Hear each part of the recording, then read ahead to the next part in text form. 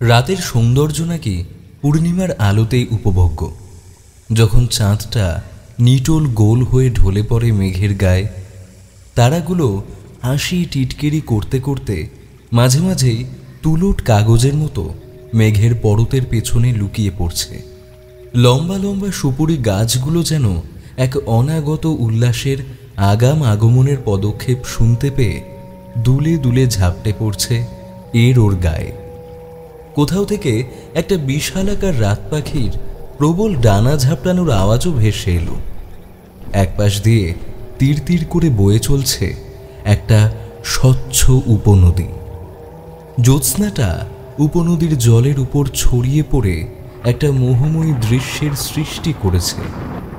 যে কেউ এই পরিবেশে এসে নিমেষে হারিয়ে যেতে পারে এক অপার্থিব প্রাকৃতিক সৌন্দর্যে। সমস্ত পরিবেশটা দৃশ্যমধুর লাগলেও কিছুক্ষণের মধ্যেই পরিবেশটা পরিবর্তন হতে শুরু হয়।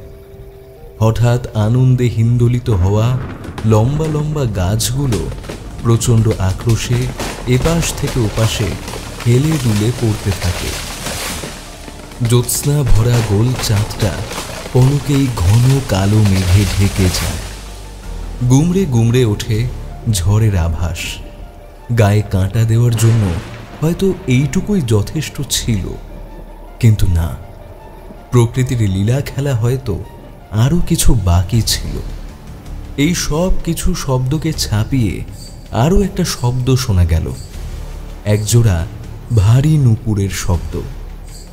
ঝম ঝম ঝম, যেন বড় আনন্দে আত্মহারা হয়ে কেউ নৃত্য করছে। কিন্তু কোথায়, কোন দিক থেকে আসছে ওই শব্দ? হঠাৎ চারদিক কাঁপিয়ে শোনা যায় একটা মন্দিরের ঘণ্টা বাজার শব্দ, আর সাথে সাথেই শোনা যায় কোনো এক অভাগীর তীব্র আর্তনাদ।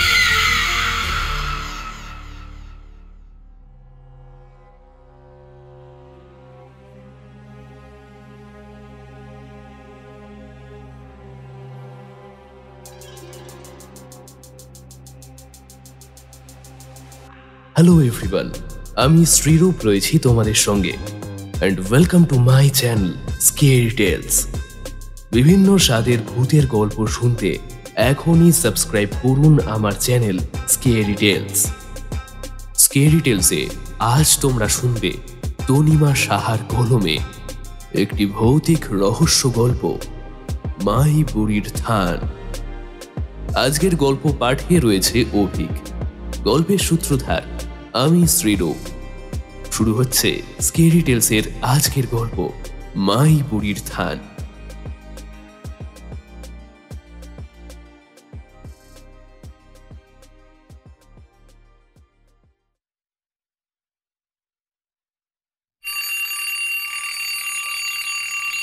অ্যালার্ম ক্লকটা সকাল 6টার জানান দিতে দিতে তারস্বরে চিৎকার করছে।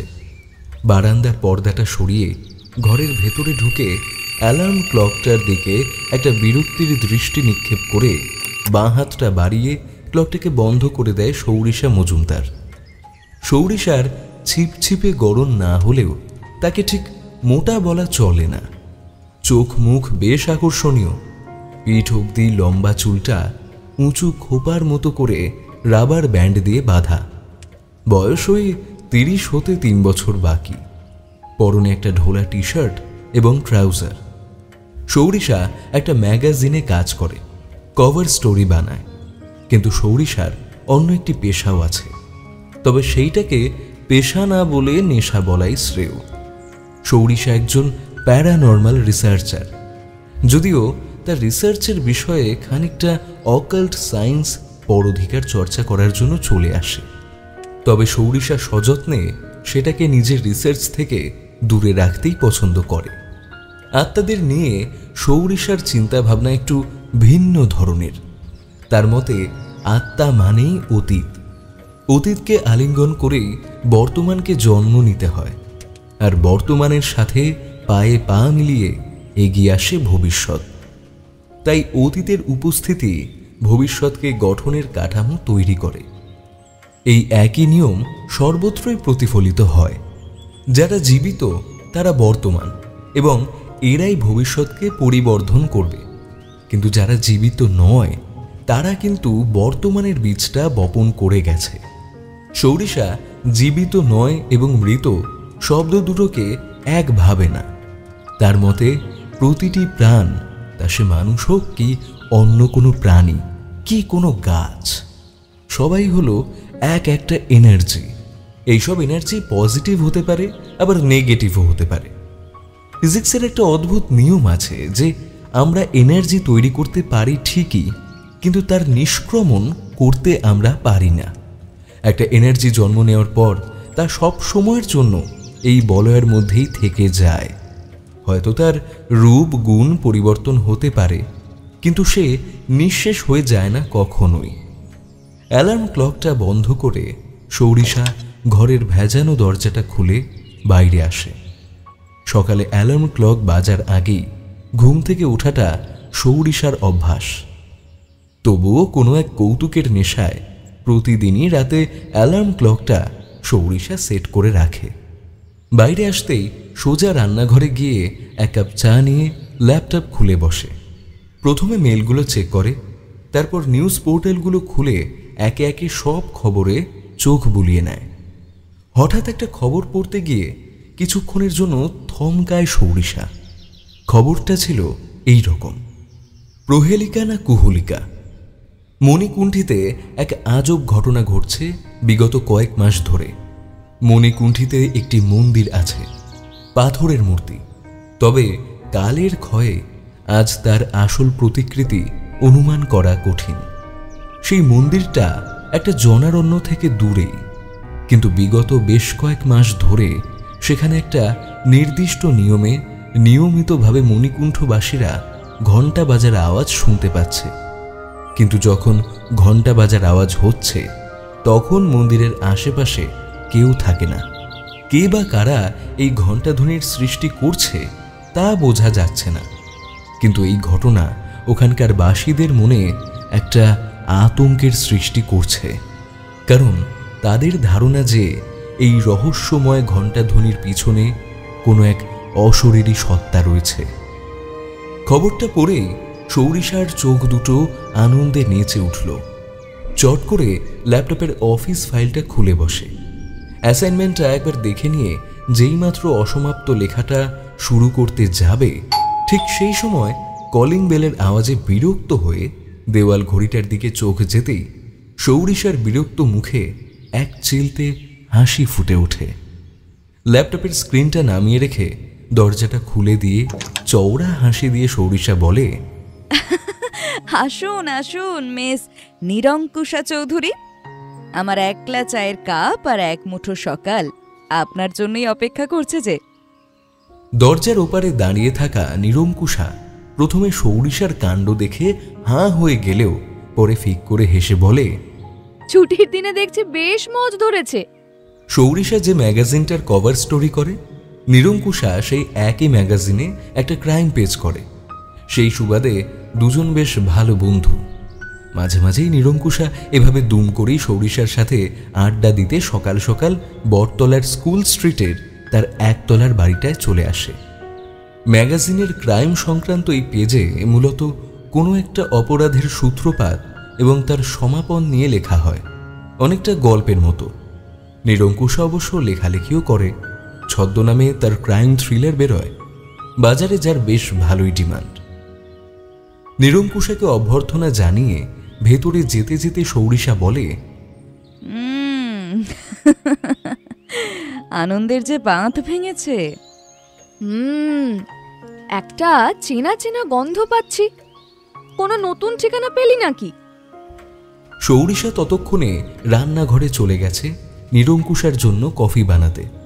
সৌরিশা বটতলা স্কুল স্ট্রিটের এই 2 কামরার একতলা বাড়িটায় একাই থাকে। একজন কাজের আন্টি আছে বটে, তবে সে অর্ধেক সময় ডুব দেয়। কফিটা নিরঙ্কুশার হাতে ধরিয়ে সৌরিশা আমোদে স্বরে বলে, ঠিক বলেছেন ম্যাডাম, একটা ঠিকানার খোঁজ পেয়েছি। হাতের কাজটা রাতের মধ্যে শেষ করে আগামীকালই রওনা দেব ভাবছি। তার যাত্রা কতদূর? বেশি দূর নয়, এই তো গাড়িতে করে গেলে ঘন্টা 5। ওই চত্বরে ট্রেন চলাচল নেই, অগত্যা গাড়িই ভরসা। আহা, সে না হয় বুঝলাম, কিন্তু যাচ্ছিস কোথায়? নোংরা জামাকাপড়গুলো বিন থেকে তুলে ওয়াশিং মেশিনে দিয়ে লিকুইড সার্ফ ঢেলে মেশিনটা চালু করে দিয়ে বলে, মণিকুণ্ঠী। বলিস কি? আমিও তো যাচ্ছি সেখানে। তবে কি ম্যাডামের সুরসুরি শুরু হয়ে গেল? হ্যাঁ, তবে সুরসুরিটা এবার পেটের দায়, মনের দায় নয়। বুঝলাম, তার মানে ম্যাগাজিনের কাজে, তাই তো? কিন্তু সেখানে তো তেমন কিছু হচ্ছে বলে আমি শুনিনি। সব কিছু তো খবরে আসে না। তা আন্টি কদিন হলো আসছে না? 5 দিন হলো। সকালে খেয়ে যাবে কিন্তু। সে না হয় যাব, তবে আগামীকাল কিন্তু একসাথেই যাত্রা করব। এক যাত্রায় পৃথক ফল কেন হবে? একদম।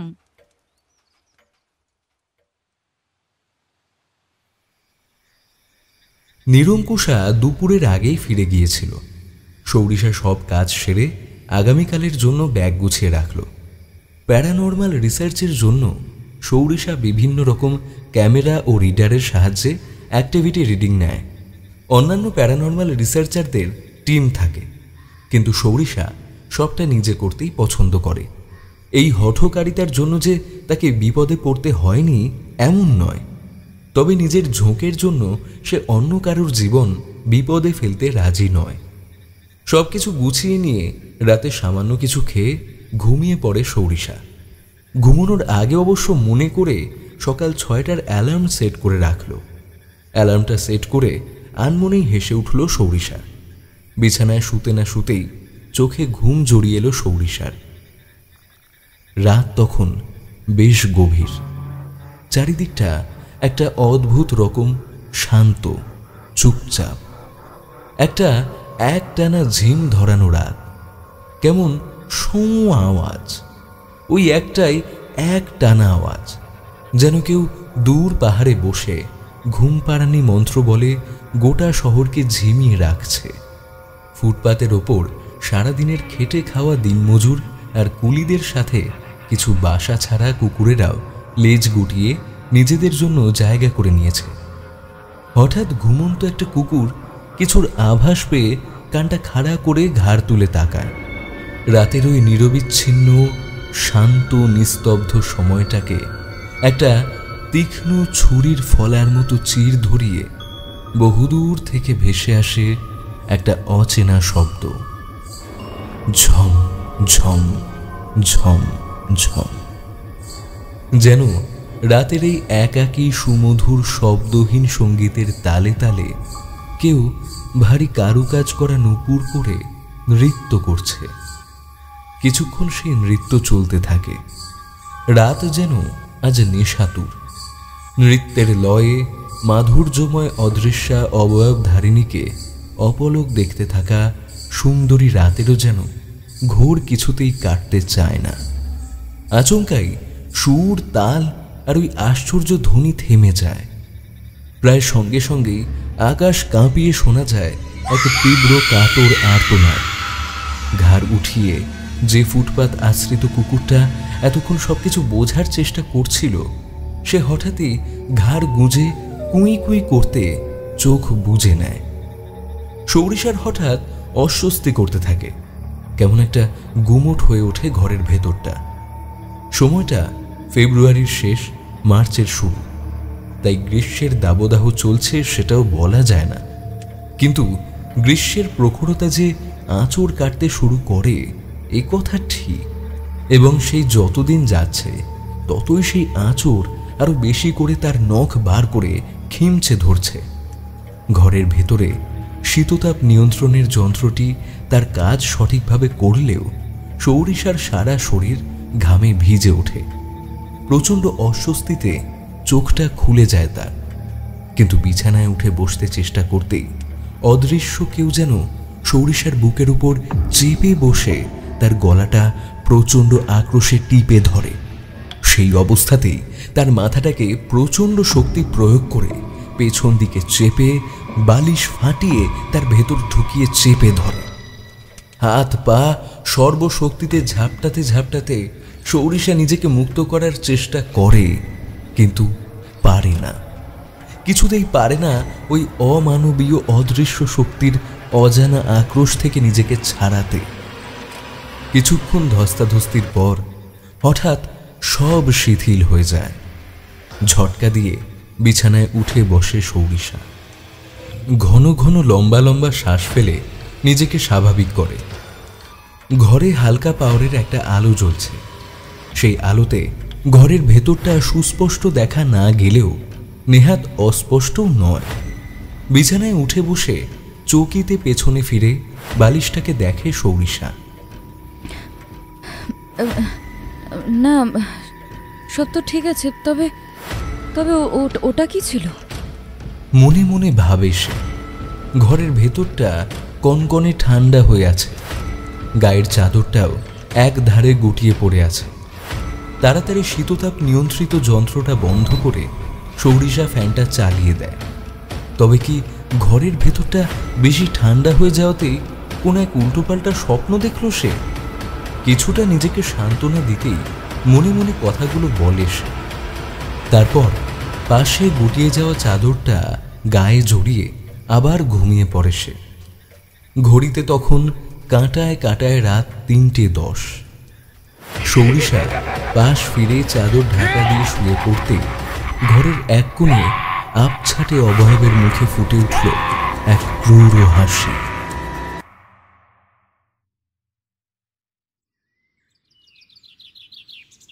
পরদিন সকালে ঘুম ভাঙতেই অভ্যেস মতো সৌরিশা বারান্দায় গিয়ে দাঁড়ায়। এই সময়টা সূর্য ওঠে। দিনের শুরুতে এই সময়টা অত্যন্ত মোহময়ী লাগে সৌরিশার। বেশ কিছুক্ষণ ওদিকেই তাকিয়ে থাকে সে। ঠিক সেই সময়ে তার কানে আসে অ্যালার্ম ক্লকটা বেজে বেজে সকাল 6টার জানান দিচ্ছে। বারান্দা থেকে ঘরে ঢুকে অ্যালার্ম ক্লকটা বন্ধ করে বেশ ভয়ে ভয়েই নিজের বিছানাটার দিকে তাকায় সৌরিশা। বাবা মা মারা যাবার পর থেকে সে একাই এই বাড়িতে থাকে। কখনো তার কোনো রকম অদ্ভুত কিছুর অনুভূতি হয়নি। খুব একটা ঈশ্বরভক্ত সৌরিশা কখনোই নয়, কিন্তু তবুও দুবেলা বাড়িতে ধূপটা সে দেখায় এবং যথাসম্ভব বাড়ি পরিষ্কারও রাখে। অতএব এসব কিছু ভাবতে ভাবতেই সৌরিশা নিজের জন্য চা বসায়। মনে মনে ভাবে যে রাস্তায় কোথায় কি খাবে, তার চেয়ে বরং কয়েকটা স্যান্ডউইচ বানিয়ে নিলে সুবিধা হবে। সেই মতো সে কাজে লেগে পড়ে। কিছুক্ষণের মধ্যেই গোটা 10 চিজ স্যান্ডউইচ বানিয়ে প্যাক করে ব্যাগে ঢুকিয়ে নেয়। তারপর চায়ের কাপটা আর গোটা 4-5টা বিস্কুট নিয়ে আবার বারান্দায় বসে। সকাল দেখতে দেখতে চা খাওয়াটা বেশ রিল্যাক্সিং। কোথাও যাওয়ার আগে সৌরিশা ঠিক এভাবেই নিজেকে রিল্যাক্স রাখে। ঘড়ির কাঁটা যখন 8টার দিকে এগোচ্ছে তখন কলিং বেলটা শব্দ করে বেজে উঠল। ল্যাপটপটা খোলা রেখেই দরজাটা খোলার জন্য এগিয়ে যায় সৌরিশা। কিন্তু যাবার সময় সৌরিশা লক্ষ্য করে না যে ল্যাপটপের স্ক্রিনে একটা আবছা মেয়েলি অবয়ব ফুটে উঠেছে। দরজা খুলতেই সৌরিশা দেখে আকর্ণ হাসি নিয়ে নিরঙ্কুশা দাঁড়িয়ে আছে। পিঠে একটা মাঝারি আকারের স্যাক ঝোলানো, গলায় ক্যামেরা। নিরঙ্কুশা ভেতরে ঢুকেই বলে, কি সুন্দর একটা গন্ধ! কি বানিয়েছিলিস? বানিয়েছিলাম একটা জিনিস, তবে তা রাস্তায় খাওয়ার জন্য। মায়ের রেসিপি। তাহলে তো দারুণ ব্যাপার। এই জানিস তো, এই যা, এবার কি হবে? কি রে, কি হয়েছে? হঠাৎ এভাবে বলে উঠলি? আরে দেখ না, ল্যাপটপটা গোটা রাত চার্জে বসিয়ে ভালো করে চার্জ করলাম। এই খানিকক্ষণ আগেও ফুল চার্জ ছিল, আর এখন চার্জের লেভেল তলানিতে গিয়ে ঠেকেছে। এমনটা কি করে হলো বলতো? আচ্ছা আচ্ছা, অত ভাবিস না এটা নিয়ে। গাড়িতে চার্জ করে নিস না হয়। তা ঠিক ঠিক বলেছিস। এখনো তো হাতে আধ ঘন্টা সময় আছে। এই 1 রাউন্ড চা হয়ে যাক। মন্দ হয় না। সৌরিশা ল্যাপটপ, চার্জার এবং অন্যান্য প্রয়োজনীয় জিনিস ব্যাগে ঢুকিয়ে রান্নাঘরের দিকে এগোতেই হঠাৎ হুড়মুড়িয়ে পড়তে পড়তে দেওয়াল ধরে সামলে নিল। আরে আরে, কি হলো রে? হঠাৎ পড়ে যাচ্ছিলিস কি করে? জানি না, যেতে যেতে মনে হলো কেউ যেন ধাক্কা দিল। ঘটনাটা সৌরিশাকে ভাবিয়ে তুলল। প্রায় সাথে সাথেই তার গত রাতের অভিজ্ঞতার কথা মনে পড়ে যায়। আনমনেই সৌরিশার শরীরটার উপর দিয়ে একটা কনকনে ঠান্ডা স্রোত বয়ে যায়। হাতের তালুটা ঘামতে শুরু করে। অস্বস্তি কাটাতে সে তাড়াতাড়ি চা বসায়। তবে বিগত কয়েক বছর ধরে প্যারানর্মাল রিসার্চ করার সুবাদে মনে মনে সৌরিশা বুঝতে পারে যে তার আশেপাশে অদৃশ্য কেউ একজন আছে যে তাকে কোনো কিছু বলতে চাইছে। কিন্তু কি?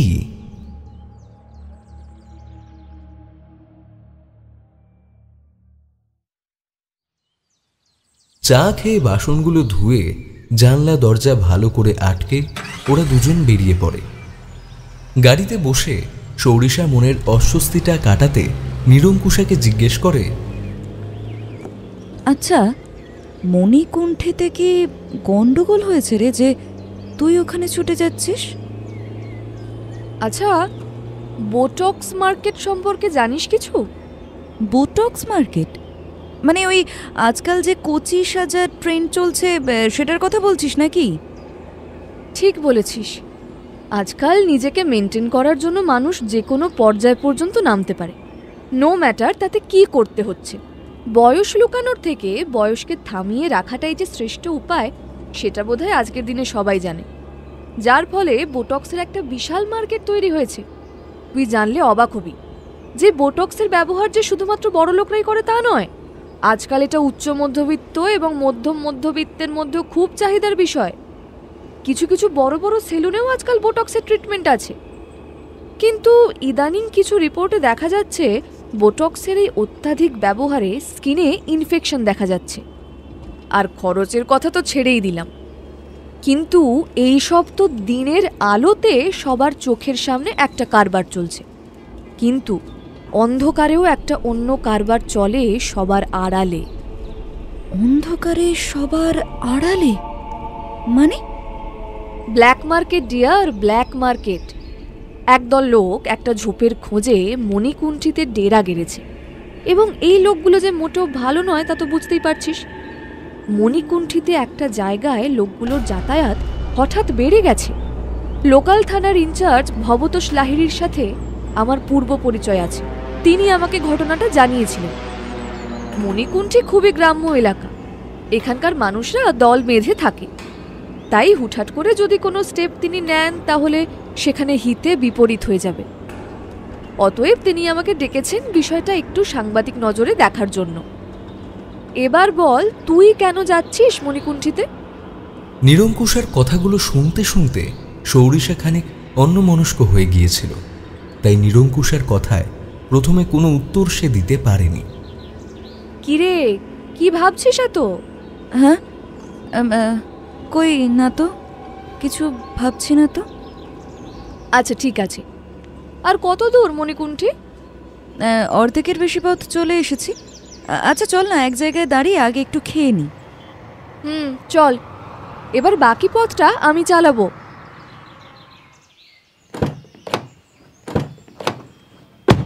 সম্মতি দিয়ে সৌরিশা চালকের পাশের সিটে বসে। গাড়ি চালু হতেই সৌরিশা বলে, হ্যাঁ বল এবার। ওই সময় কি যেন জিজ্ঞেস করছিলি?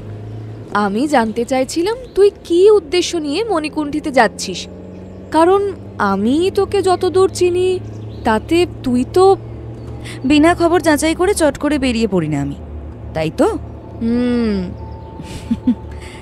মণিকুণ্ঠি বেশ প্রাচীন একটা গ্রাম, তবে এর প্রাচীনত্ব গ্রামটির উত্থানের বয়সে নয়, বরং সেখানের একটা স্থাপত্যের প্রাচীনত্বেই গ্রামটা প্রাচীন।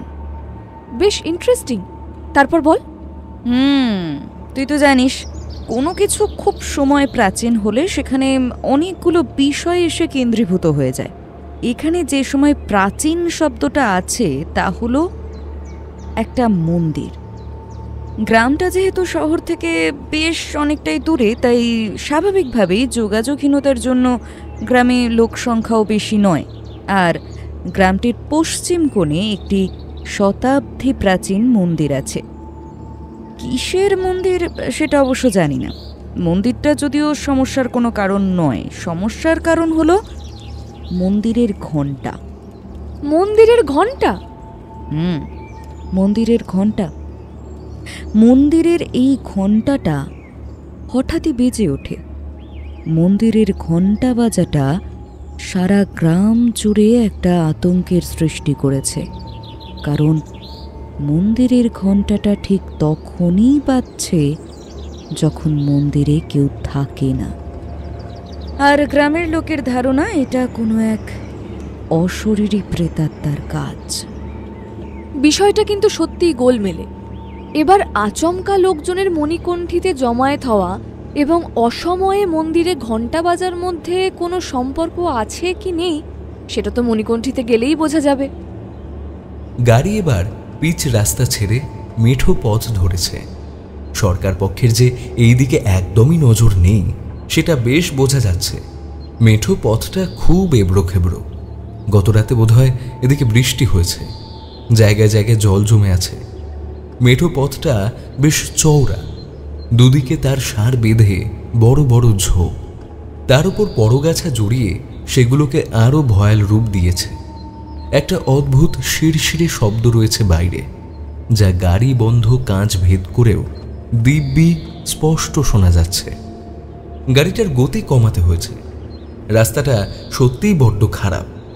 দুজনে লক্ষ্য করল যে ঠিক যখন তারা মেঠো পথটায় নেমেছে ঠিক তখনই এতক্ষণ ধরে চলা আর যে শুভ্রসার আবার দেখা হবে প্রোগ্রামটা বন্ধ হয়ে গেছে। সৌরিশা কি মনে হতে মোবাইলটা অন করেই বলল, যা, কি হলো? মোবাইলে নেটওয়ার্ক নেই। As expected. ক্রাইম পেজটার জন্য একটা স্টোরি পেয়েই যাব। তাই নাকি? কি করে বুঝলি? প্রথমত, এই জায়গা শহর থেকে অনেকটাই দূরে এবং নেটওয়ার্ক ইস্যু। দ্বিতীয়ত, জায়গাটা বেশ নিরিবিলি, বোধ করি এখানে বসবাসকারীও বেশি নেই। এবং তৃতীয়ত, নিরঙ্কুশার কথাটা শেষ হওয়ার আগেই একটা শব্দ করে গাড়িটা থেমে গেল। বার দুয়েক নিরঙ্কুশা চেষ্টা করলো গাড়িটা স্টার্ট করার, কিন্তু গাড়িটা শুধু শব্দ করে ক্ষান্ত হলো। নিরঙ্কুশা এবার সৌরিশার দিকে তাকিয়ে বলে, এবং তৃতীয়ত, যোগাযোগ বিচ্ছিন্নতা। কি তাই তো? ঠিক। নিরঙ্কুশার কথা শুনে দুজনেই হাসতে হাসতে গাড়ি থেকে নেমে পড়ে। গাড়ি থেকে নেমে তারা দেখে ঝলসানো রোদের পারদ নেমে বৈকালিক শীতল বাতাস বওয়া শুরু হয়েছে। সৌরিশা গাড়ি থেকে ব্যাগগুলো নামিয়ে সেটা লক করে দেয়। এখানে মাটির রং ধূসর, হয়তো মাটির সাথে বালি মেশানো আছে, কিন্তু মাটির গঠনটা বড় শক্ত। তাই গতরাতে বৃষ্টি হওয়া সত্ত্বেও মাটিটা কাদা কাদা হয়নি। দুধারে ছাড়া ছাড়া ভাবে বড় বড় শাল গাছ চোখে পড়ল। বেশ কয়েকটা তুলো গাছ। তুলো গাছে এখন ফুল ফুটেছে। গরম বাড়তে শুরু করলেই এই ফুলের বীজ থেকেই ফল হবে। সেই ফল বড় হলে এপ্রিল মে মাসের চোখে ধাঁধা লাগানো গনগনে রোদের তাপে সেই ফল থেকে তুলো হবে। যদিও এটা বুনো তুলোর গাছ, তবু এখন যে ফুলগুলো ফুটে আছে সেটাকে বুনো অর্কিড বললে নেহাত ভুল বলা হয় না। নিরঙ্কুশা সৌরিশাকে বুনো তুলোর গাছটা সম্পর্কে বলছিল। বুনো তুলোর গাছটার দিকে তাকিয়ে হাঁটতে হাঁটতে হয়তো সৌরিশা একটু অন্যমনস্ক হয়ে গিয়েছিল। হঠাৎ তার মনে হয় যে কিসের যেন একটা আওয়াজ ভেসে এলো কানে। চকিতে পেছনে তাকায় সৌরিশা। সৌরিশাকে এমনভাবে পেছনে তাকাতে দেখে নিরঙ্কুশা বলে, কি হলো রে? মনে হলো যেন কিছুর আওয়াজ পেলাম। কিসের আওয়াজ? মনে হলো কেউ যেন ভারী নুপুর পরে ঝমঝম শব্দ করে নাচছে। এই জঙ্গলে বাদারে মাথায় ছিট না হলে কেউ নাচবে না। আমার মনে হয় আমরা গ্রামের ভেতরে ঢুকে পড়েছি। নিরঙ্কুশার কথাটা শেষ হতে না হতেই রাস্তার একটা বাঁক ঘুরেই চোখে পড়ল বেশ কয়েকটা বাড়ি। অবশ্য বাড়ি বলা ভুল, কুঁড়ে ঘর বললেই হয়তো ঠিক হবে। ঘরগুলো বেশ ছাড়া ছাড়া, সর্বসাকুল্যে 50 কি 60টা ঘর হবে। বিকেল গড়িয়ে সন্ধ্যা নেমেছে সবে। বাড়িগুলোর সামনে এক টুকরো নিকোনো উঠোন, তাতেই যত্ন করে পোঁতা রয়েছে তুলসী গাছ। তুলসী তলায় প্রদীপ জ্বালানো রয়েছে। নিরঙ্কুশা আর সৌরিশাকে আসতে দেখে আশেপাশের ঘরগুলো থেকে কয়েকজন মহিলা বেরিয়ে এলো। সবার ঘর থেকে সন্ধ্যার কাঁসর এবং উলুর একটা যুগপৎ মিশ্রিত ধ্বনি শোনা যাচ্ছে। ওই মহিলারা সদ্য সন্ধ্যা দিয়ে বাইরে বেরিয়েছিলেন কিছু কাজের জন্য। তখন ওদের দুজনকে ওভাবে দাঁড়িয়ে থাকতে দেখে একজন মহিলা এগিয়ে এসে বললেন, তোমরা কে গা? কার খোঁজে এখানে আইছো? সৌরিশা যখনই কোথাও কাজের হদিশ পেয়ে যায় তখনই এমন হুটহাট বেরিয়ে পড়ে, কিন্তু নিরঙ্কুশা একটা গোছগাছ করেই বেরোয়। ওই মহিলার কথাটা শুনেই নিরঙ্কুশা বলে, তোমাদের সর্দার কর্তার বাড়িটা কোন দিকে পড়বে? নিরঙ্কুশার কথাটা শুনে উপস্থিত মহিলাদের মধ্যে একটা শোরগোল পড়ে গেল। আগের মহিলাটি বললেন, তোমরা সর্দার কর্তার বাড়ি যাইবা? চলো আমি সঙ্গে লই যাই। আরে ওই পিন্টু, আজটা নামায় রাখ, আমি এইদেরকে নিয়ে একটু ওধারে যাচ্ছি। সৌরিশা দেখে গ্রাম্য মহিলাগুলোর কারোর মাথায় ঘোমটা দেওয়া, কারোর বা আঁচলটা কোমরে বাঁধা, কিন্তু বেশ উঁচু করে শাড়ি পরেছে, ফলে তাদের গোড়ালি থেকে পায়ের খানিকটা ওপর পর্যন্ত দেখা যায়। পায়ে রাবারের সাধারণ চপ্পল। পায়ের দিকে চোখ যেতেই জিনিসটা দেখতে পায় সে, প্রত্যেকের পায়েই নুপুর পরা। সৌরিশা বেশ অবাক হয়, কারণ সাধারণ গ্রাম্য বাঙালি পায়ে আলতা পরে, নুপুর নয়, আর এত উঁচু করে শাড়িও পরে না। তবে কি এটা বাঙালি নয়?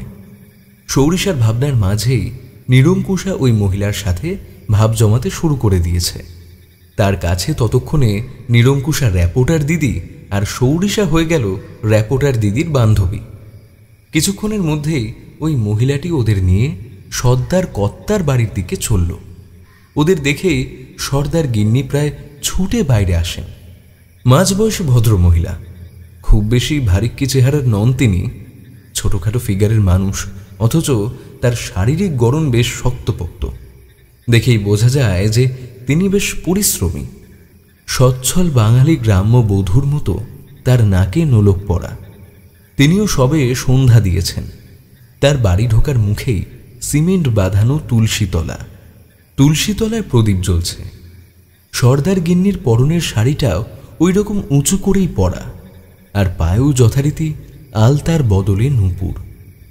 সৌরিশাদের সর্দার কর্তার বাড়ি পর্যন্ত পৌঁছিয়ে দিয়ে সেই মহিলাটি বলে, সর্দার গিন্নি, এরা সর্দার কর্তার খোঁজে আইতেছে, তুমি একটু দেখে নাও, আমি আবার ওইদিকে রান্না বসাইছি, পিন্টুর বাপ এই আইলো বলে। কথাটি বলে মহিলাটি চলে যায়। সর্দার গিন্নি বলে, আসুন আসুন, আপনারা ভেতরে আসুন। সৌরিশা আর নিরঙ্কুশা সর্দার গিন্নির সাথে বাড়ির ভেতরে ঢুকল। সর্দার কর্তা অর্থাৎ নিবারণ সর্দার এই মণিকুণ্ঠিতে তুলোর ব্যবসা করেন, তাই আর্থিক সঙ্গতির কারণে এদের পাকা বাড়ি। নিরঙ্কুশার এক পরিচিত ব্যক্তি তাকে নিবারণ সর্দারের ঠিকানা দিয়েছে। নিরঙ্কুশা অবশ্য এখানে আসার কারণ হিসেবে তার লেখালেখিকেই দেখিয়েছে। সে যে ক্রাইম ইনভেস্টিগেশনের জন্য এখানে এসেছে সেটা বেমালুম চেপে যায়।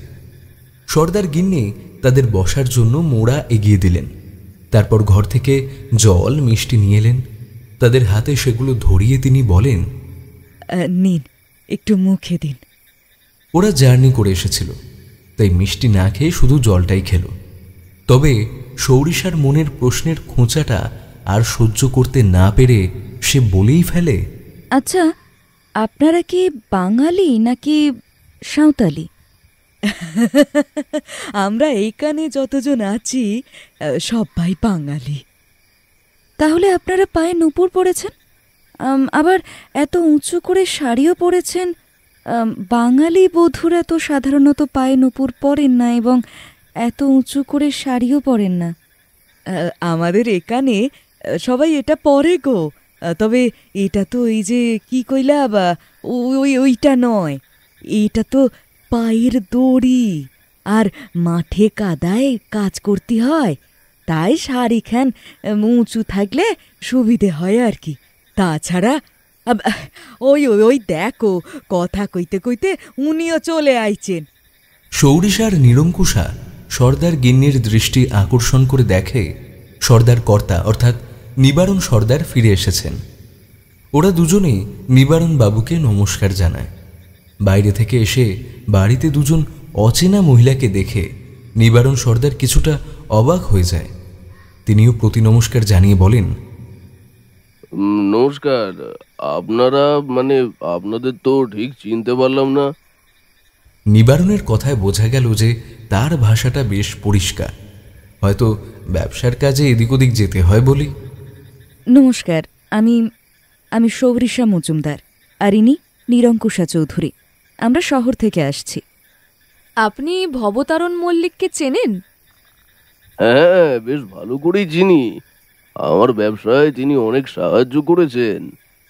ভবতারণ বাবু এই চিঠিটা আপনাকে এটা দিতে বললেন।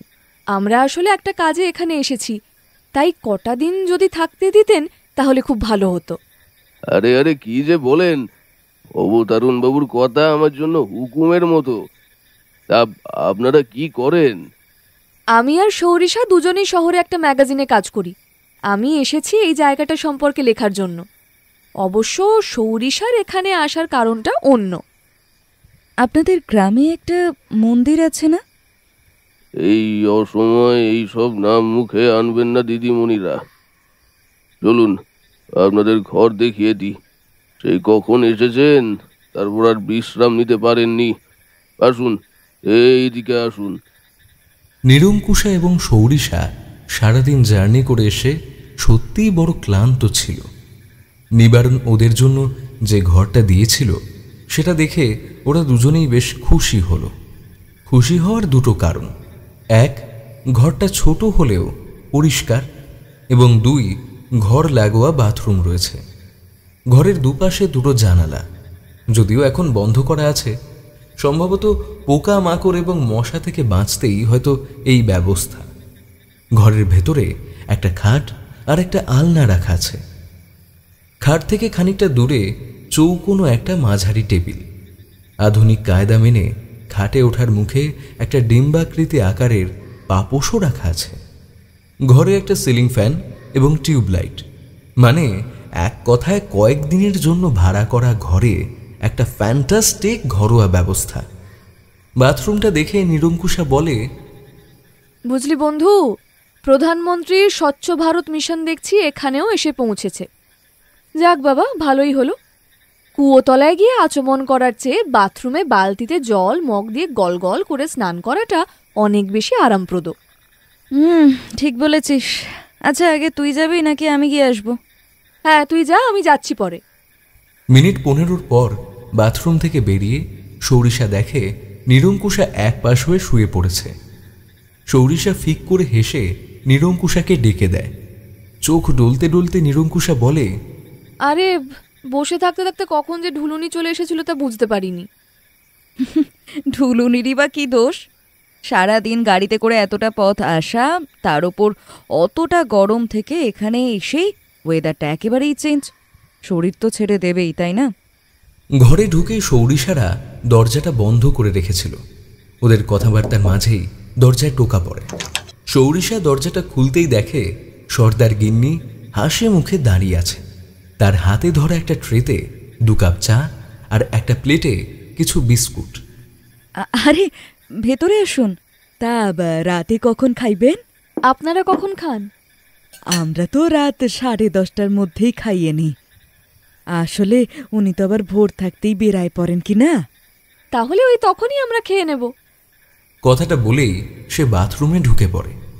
সর্দার গিন্নি পেছন ঘুরে বেরিয়ে যেতে গেলে সৌরিশা জিজ্ঞেস করে, আপনার নামটা জানা হলো না। আমার নাম মালবিকা, তবে আজকাল তো ওই নামে আর কেউ ডাকে না। সেই যে ছোটবেলায় যখন পাঠশালায় যাইতাম তখন মাস্টার মশাই ডাকতেন। বাড়িতে তো সবাই তিনু তিনু কইরে ডাকে, উনিও তাই ডাকে আমারে। তবে আমরা আপনাকে মালবিকা দি বলেই ডাকবো। তা আপনার ছেলে মেয়েরা কি করে? মালবিকা নামটা বলায় সর্দার গিন্নি বেশ খুশি হলেন, কিন্তু পরক্ষণেই মুখের উজ্জ্বলতা চুপসে গেল।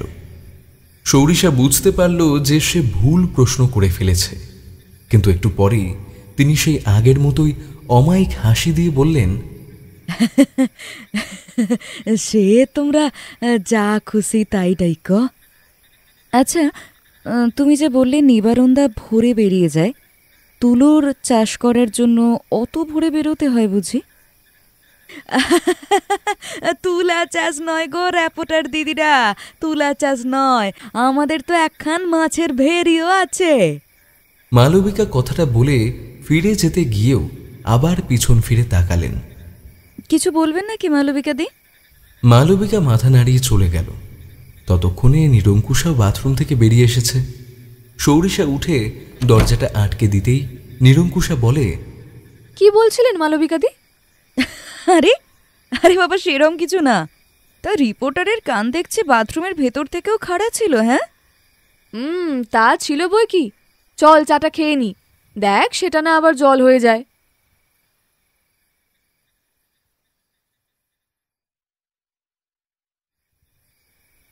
রাতে খেতে গিয়ে সৌরিশারা দেখে মালবিকা সেদ্ধ চালের ভাতের সাথে মাঝারি সাইজের পুঁটি মাছের ঝালঝাল তরকারি বানিয়েছেন। পুঁটি মাছটা দেখে নিরঙ্কুশা বলে, পুঁটি মাছের সাইজটা তো বেশ বড়, এটা কি সরপুঁটি? আগে না না দিদিমণি, এটা পুঁটি মাছই, তবে হলুদ পুঁটি। খেয়ে দেন, স্বাদটাও দারুণ। আমাদের বুড়ি গঙ্গার মাছ, শহরে বড় কদরের। সত্যি দারুণ খেতে মাছটা। তা আপনি মাছ শহরে কোথায় সাপ্লাই করেন? আগে মানিকতলায়। কিন্তু বুড়িগঙ্গা এখানে? না না, ওটা ওই বাংলাদেশের বুড়িগঙ্গা নয়। এখানে একটা নদী আছে যার উৎস আর শেষ বোঝা যায় না, সেটাকেই এরা বুড়িগঙ্গা বলে। সৌরিশা নিবারণ আর মালবিকার দিকে তাকিয়ে বুঝতে পারে যে ওরা দুজন কিছু বুঝতে পারেনি। সৌরিশা তখন বলে যে বাংলাদেশও বুড়িগঙ্গা নামে একটা বিশাল নদী আছে। খেতে খেতে আরও কিছু টুকটাক কথা হলো। খাওয়া সেরে মুখ ধুয়ে সবাই যখন নিজের নিজের ঘরে যাচ্ছিল, তখন সৌরিশা লক্ষ্য করে মালবিকা কি যেন একটা বলার জন্য উসখুস করছে। সৌরিশা এগিয়ে গিয়ে বলে, কিছু বলবেন মালবিকা দি? কই না না তো। তোমরা যাও গে, এইবার ঘুমায় পড়ো গে। এতখানি বেয়ে আইছো, ক্লান্ত হইয়া গেছো নিশ্চয়। সৌরিশাও আর কথা না বাড়িয়ে সেখান থেকে চলে আসে। ঘরে ঢুকতেই নিরঙ্কুশা বলে, মালবিকাদির সাথে বেশ ভাব হয়ে গেছে দেখছি তোর। জানিস, আমার কেন জানি মনে হচ্ছে যে মালবিকা দি কিছু বলতে চাইছে, কিন্তু কিছু একটা কারণে বারবার বলতে গিয়েও আটকে যাচ্ছে। তবে কি জানিস, গ্রামের মানুষ সহজ সরল হয়, তার যদি তোকে কিছু বলার থাকে সে এমনিতেই বলে দেবে। নিরঙ্কুশা বিছানায় শুতে শুতে বলে। সৌরিশাও বিছানায় উঠে বালিশটা হেলান দিয়ে আধ শোয়া হয়ে বসে। লাইট নিভিয়ে দিতে ভোলে না অবশ্য। এটা সৌরিশার মেডিট করার সময়। সারাদিন পর সব কাজ সেরে সৌরিশা মিনিট 10 জন্য মেডিটেশন করে। মেডিটেশন সেরে যখন সে শুচ্ছিল, তখন নিরঙ্কুশা ধীর স্বরে বলে, হলো মেডিটেশন? এ কি, তুই ঘুমোস নি? মেডিটেশনটা যে আমিও করি। যাই হোক, এবার ঘুমিয়ে পড়, আগামীকাল থেকে কাজে নামতে হবে তো। সৌরিশা মুচকি হেসে শুয়ে পড়ল। রাত তখন নিজের সুরে গাইছে। মৃদু শীতল বাতাসের সাথে গাছের পাতার তীর তীর করে নড়াচড়ার শব্দ মিলে নিঃসন্দেহে কোনো এক মহান সুরকারের জন্য সুর রচনা করে যাচ্ছে। রাতের জ্যোৎস্নার আলোয় গাছের পাতা থেকে ঘাসের ডগা পর্যন্ত যেন পূর্ণ তৃপ্তির স্বেদ স্নান উপভোগ করে যাচ্ছে। রাতের অনেক শব্দ থাকে, কোথাও ডানা ঝটপটানির আওয়াজ, কোথাও আবার সরসর করে কিছু সরে যাওয়ার আওয়াজ, এক আধটা শেয়ালের আওয়াজও শোনা গেল। সৌরিশার এমনিতেই নতুন জায়গায় গেলে ঘুম হয় না। চোখ বন্ধ করে রাতের এই নিত্য পুরনো অথচ আনকোড়া শব্দগুলো শুনতে সৌরিশার নেহাত মন্দ লাগে না। শব্দগুলো শুনতে শুনতে কখন যে চোখ লেগে গিয়েছিল তা সৌরিশা নিজেই জানে না।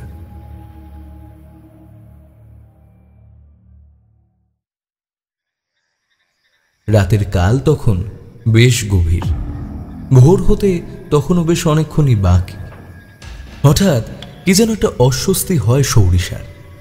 পাশ ফিরে ঘুমো এবার, কিন্তু না, অস্বস্তিটা কিছুতেই যাচ্ছে না। হঠাৎ এক ঝটকায় বিছানায় উঠে বসে সৌরিশা। সঙ্গে সঙ্গে তার মনে হয় কিছু একটা আবরণের মতো যেন তার শরীরে এতক্ষণ সেটে ছিল। একজন প্যারানর্মাল রিসার্চার হওয়ার সুবাদে সৌরিশার কাছে এইসব অভিজ্ঞতা খুব স্বাভাবিক। সে বুঝতে পারে যে কারণে সে ছুটে এসেছে সেটা হয়তো ফলপ্রসূ হতে পারে। কি মনে হতে ব্যাগ থেকে পোর্টেবল ভাইব্রেশন ডিটেক্টরটা বার করে অন করে। ডিটেক্টরটায় একটা ছোট ডিজিটাল স্ক্রিন আছে, সেখানে সব রিডিংগুলো দেখা যায়। তারপর সেটা হাতে নিয়ে গোটা ঘরে হাঁটতে থাকে। স্ক্রিনে কোনো রিডিং দেখায় না, শুধুমাত্র নিরঙ্কুশার পাশ দিয়ে যাওয়ার সময় স্ক্রিনে রিডিং দেখা দেয়। নিরঙ্কুশাকে পাশ কাটিয়ে তারপর জানালার একটা কোণে সেট করে রাখে সৌরিশা। জানলাটা এক কোণে সেট করতেই সেখানে হালকা একটা ভাইব্রেশন রিডিং ফুটে ওঠে। সৌরিশা প্রথমে অবাক হলেও পরে ভাবে হয়তো কোনো কীটপতঙ্গ বা ইঁদুর জাতীয় প্রাণী হবে, কারণ মেশিনটা খুব শক্তিশালী। ছোট থেকে ছোট ভাইব্রেশনকেও চিহ্নিত করে নেয়। আবার সেই কথাটা ভাবার আগেই দূরে কোথাও ঢং ঢং ঢং করে ঘন্টার মতো কিছু একটা বেজে উঠল।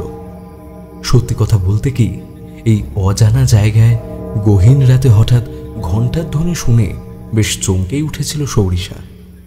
চটপট নিজেকে সামলে নিয়ে বিছানায় এসে শুতেই নিরঙ্কুশার কণ্ঠ শোনা যায়। শুনতে পেলি? হ্যাঁ, তুই ঘুমোসনি তাই না?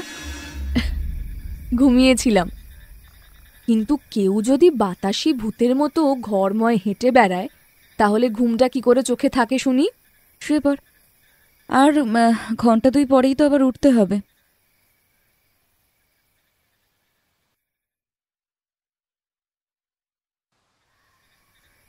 ভোর 4টে বাজে। সৌরিশার নিরঙ্কুশা বিছানা ছেড়ে উঠে পড়ল। দুজনেই প্রয়োজনীয় জিনিসপত্র ব্যাগে ঢুকিয়ে ঘর থেকে বেরিয়ে পড়ে। ঘরের বাইরে এসে দেখে সদর দরজাটা খোলাই আছে, তার মানে নিবারণ ভেরির উদ্দেশ্যে বেরিয়ে পড়েছে। সদর দরজাটা বাইরে থেকে ভেজিয়ে দিয়ে ওরা দুজনে বেরিয়ে আসে।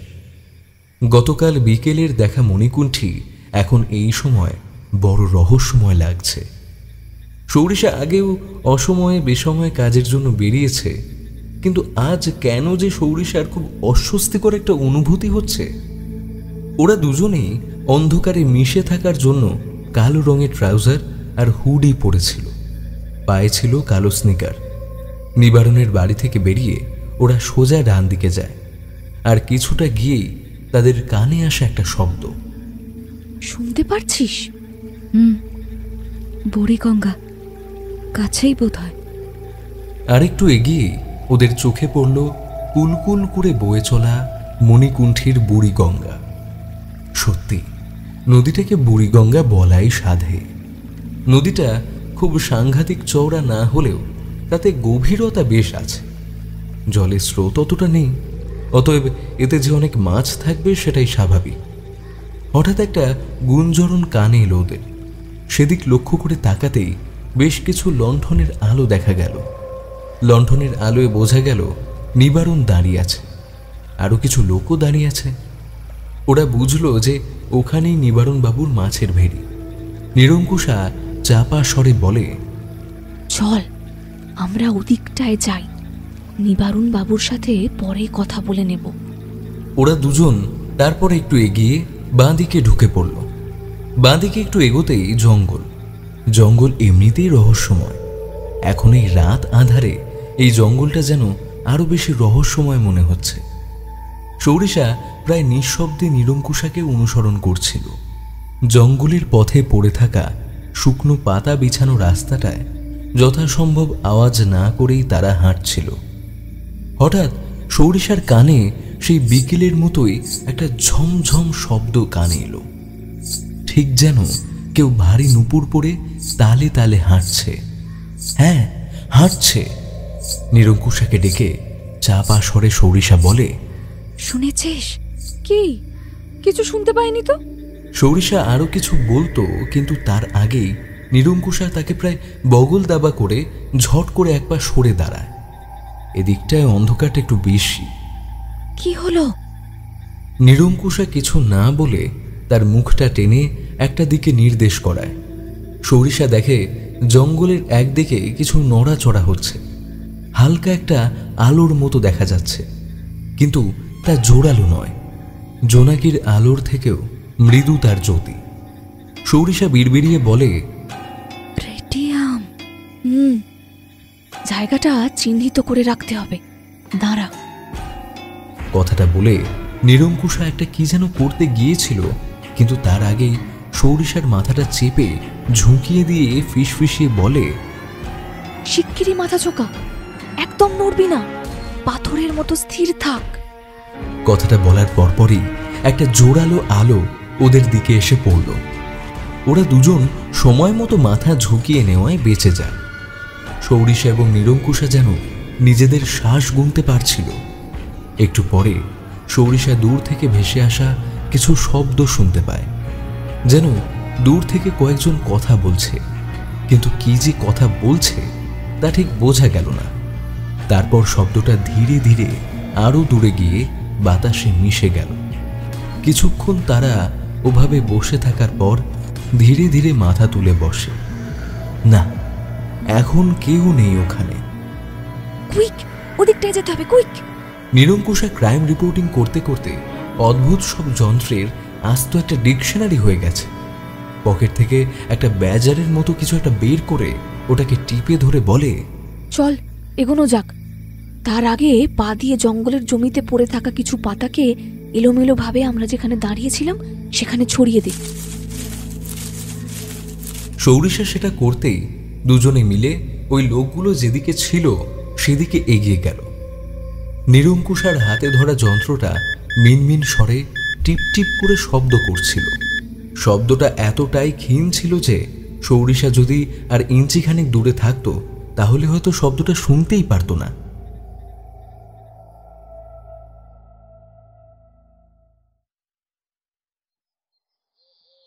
পূর্ব আকাশে তখন রাতের মায়া কাটিয়ে একটা নিটোল গোল কোমল কমলা আভায় সুসজ্জিত সূর্যটা আর মোড়া ভেঙে জেগে উঠেছে। সকালের এই সূর্যটাকে দেখতে সরিষার একটা শিশুর মতোই মনে হয়, নরম, নিষ্পাপ, আদুরে। সূর্যের ওই সামান্য আলোয় সেই জায়গায় পৌঁছে নিরঙ্কুশা জঙ্গলের জমিটা খুঁটিয়ে দেখতে থাকে। তারপর কিছু একটা কুড়িয়ে নিয়ে পকেটে ঢুকিয়ে নেয়। তারপর ওরা সেখান থেকে সরে এসে আবার নদীর ধারটায় চলে আসে। সূর্য ততক্ষণে পূর্ব গগনে ধীরে ধীরে নিজের রাজত্ব বিস্তার করছে। নদীর ধারটা বেশ খাঁড়া ঢালাই। সেই ঢালাইটা আস্তে আস্তে নদীর পাড়ে এসে মিশেছে। সেখানেই নিবারণবাবুর ভেড়ি। নদীর পাড়ে এখন কেউ নেই, সম্ভবত লোকগুলো কাজ গুটিয়ে চলে গেছে। নদীর ধারের এই দিকটায় কিছু বড় বড় পাথর রাখা আছে, তারই দুটোর উপর বসে পড়ল দুজনে। এই সাত সকালে নদীর গা থেকে একটা হিমেল বাতাস তাদের ছুঁয়ে যাচ্ছে। সূর্যটা এবার একটু একটু করে নিজের প্রতাপ দেখাচ্ছে। নদীর জলে তাই চিকচিক হয়ে ধরা দিচ্ছে সূর্য কিরণ। নদীটাকে ভালো করে দেখলে বোঝা যায় যে এর ঠিক শুরু আর শেষ কোথায় তা বোঝা যায় না। যেন ভুঁই ফোড়ের মতো হঠাৎই যেন নদীটা প্রকট হয়ে গেছে। কি আজব এই দৃশ্য, তাই না? প্রকৃতি যেন নিজের মতো খেলা করছে। সরিষা অবাক হয়। খানিক আগের নিরঙ্কুশা এবং খানিক পরের নিরঙ্কুশা যেন সম্পূর্ণ আলাদা। সরিষা কিছু বলতে যাবে, ঠিক তখনই পিছনে কোথাও থেকে ঢং ঢং করে একটা আওয়াজ শোনা গেল। মন্দির, চল চল চল, ওদিকটা থেকে আওয়াজটা এলো। ঘন্টার আওয়াজটা অনুসরণ করতে করতে ওরা দুজন একটা মন্দিরের সামনে এসে উপস্থিত হয়। মন্দিরটা খুব একটা বড় নয়। একটা বড় সিলিন্ডার আকৃতির ঘরের ওপর শঙ্কু আকৃতির ছাদ হলে যেমন হয় তেমনই আকার মন্দিরটার। মন্দিরটায় ঢোকার মুখেই একটা মাঝারি আকারের ঘণ্টা ঝুলছে। খুব একটা ঘের নেই মন্দিরটায়। মন্দিরের দেওয়ালে দুদিকে দুটো গবাক্ষ। সৌরিশা টর্চটা জ্বালিয়ে মন্দিরের ভেতরের জায়গাটা ভালো করে দেখতে থাকে। ভেতরটা দেখে সৌরিশা প্রচণ্ড অবাক হয়। এক্ষুনি ওরা দুজন একসাথে মন্দিরের ঘণ্টার আওয়াজ শুনেছে, তার মানে এখানে পুজো হচ্ছিল, অথচ মন্দিরে তো কেউ নেই। যদিও মানাও হয় যে ঘণ্টার আওয়াজ শুনে ওদের এখানে পৌঁছতে দেরি হয়েছে, তবুও তো ধূপ ধুনো ফুল কিছু তো থাকবে, কিন্তু কিছু নেই। গোটা মন্দির চত্বর খাঁ খাঁ করছে। মন্দিরের ভেতরটায় খুব একটা জায়গা নেই। সৌরিশা পেছন ঘুরে দেখে নিরঙ্কুশা কি যেন দেখছে আর ছবি তুলে যাচ্ছে। ঠিক এমন সময় সৌরিশা অদ্ভুত একটা জিনিস দেখল। অবশ্য চোখের ভুলও হতে পারে। সৌরিশা দেখল মন্দিরের পেছন দিকে কেউ যেন একটা উঁকি দিল। সকালের আলো পুরোপুরি ফুটে উঠলেও এখনো জঙ্গল ভেদ করে এখানে অতটা পৌঁছতে পারেনি। অতএব সৌরিশা চট করে মন্দিরের পেছন দিকটায় আলো ফেলে জোরে বলে ওঠে, কে ওখানে? কি হয়েছে রে? সৌরিশা কিছু বলবে তার আগেই হঠাৎই তাকে প্রচণ্ড চমকে দিয়ে মন্দিরের ঘণ্টাটা সজোরে বেজে ওঠে। আচমকা কানের কাছে ওরকম একটা জোরালো শব্দ শুনে সৌরিশা দুপা পিছিয়ে এসেছিল, কিন্তু পরক্ষণেই নিজেকে সামলে ঘণ্টার দিকে টর্চের আলোটা ফেলে। সঙ্গে সঙ্গে ঘণ্টার ধ্বনি বন্ধ হয়ে যায়। সকালের আলো ততক্ষণে ঝাঁকড়া ঝাঁকড়া গাছপালার পাতাগুলোর সাথে ঠেলাঠেলি করে জঙ্গলের ভেতরে ঢুকে পড়েছে। চারদিক থেকে পাখির কিচিরমিচির ভেসে এলেও মন্দিরের আশপাশটা একদম শ্মশান শান্ত। সৌরিশা সঙ্গে সঙ্গে লুকিয়ে কিছু মোশন ডিটেক্টর ক্যামেরা লাগিয়ে দেয়। এগুলোর সাথে নিজের ল্যাপটপ কানেক্ট করে। তারপর সোনিক মোড অন করে কিছু শোনার চেষ্টা করে। তার মনে হয় যে এখানে 100% কিছু প্যারানর্মাল অ্যাক্টিভিটি আছে, কিন্তু চারিদিকের এত শব্দ হচ্ছে যে ঠিক করে কিছুই বোঝা যাচ্ছে না। সৌরিশা মন্দিরের চত্বরে ভাইব্রেশন ডিটেক্টরটার যন্ত্র লাগায়। ঠিক তখনই তার কানে যায়, আরে বাবা আইতাছি তো, একটু সাবধান তো বাবু, একে বুড়ো মানুষ আমি, অত তাড়াতাড়ি কাজ সারতে পারি? সৌরিশা দেখে একজন বয়স্ক মানুষ হাতে ধরে একটা থালায় কিছু ফল, ভেজানো সাবু এনে মন্দিরের সামনে এনে রেখে দেয়। তারপর বলে, সৌরিশা দেখে নিরঙ্কুশা পেছনে নেই। চট করে সে মোবাইলের ক্যামেরায় ওই বৃদ্ধের একটা ফটো তুলে নেয়। ক্যামেরা ক্লিকিংয়ের আওয়াজে বৃদ্ধ লোকটা ঘুরে তাকায়। তারপর তাকে প্রায় তাড়ানোর ভঙ্গিতে হাত নাড়িয়ে বলতে থাকে, তুমি এখন যাও, এইখান থেকে যাও, দেখিনি মাই বড়ি এখন খাবে, যাও এইখান থেকে। সৌরিশা চলে আসে সেখান থেকে। সৌরিশার কাছে একটা যন্ত্র আছে যার নাম স্পিরিট মোশন রিডার নোট। ওটা ঘড়ির মতো সৌরিশার হাতে পড়া থাকে। যখন বৃদ্ধটা খাবারের থালা মন্দিরের সামনে রাখছিল, তখন রিডার নোটটায় বেশ কিছু নোটেশন ধরা পড়েছে। সেগুলো একবার চেক করা প্রয়োজন। সৌরিশা সেখান থেকে বেরিয়ে এসে নিরঙ্কুশাকে কোথাও খুঁজে পায় না, কিন্তু একটু এগিয়ে সৌরিশা দেখে নিরঙ্কুশা লুটিয়ে পড়ে আছে জঙ্গলের মাটিতে। সৌরিশা ছুটে গিয়ে নিরঙ্কুশাকে বার কয়েক ডাকে, কিন্তু তার সাড়া মেলে না। সৌরিশার ব্যাগে জলের বোতলটা সব সময় থাকে। বোতলটা বার করে একটু জল হাতে নিয়ে নিরঙ্কুশার চোখে মুখে ছিটিয়ে দিতেই সে উঠে বসে। সৌরিশা শঙ্কিত হয়ে বলে, কিরে, কি করে হলো এটা? এভাবে অজ্ঞান হয়ে গেলি কেন? বুঝতে পারলাম না। আমি এদিকটায় দেখছিলাম কিছু পাওয়া যায় কিনা, হঠাৎ একটা গন্ধ নাকে এলো। তারপরে মাথাটা কেমন একটা ঘুরে গেল। হেঁটে যেতে পারবি তো? হ্যাঁ, পারবো।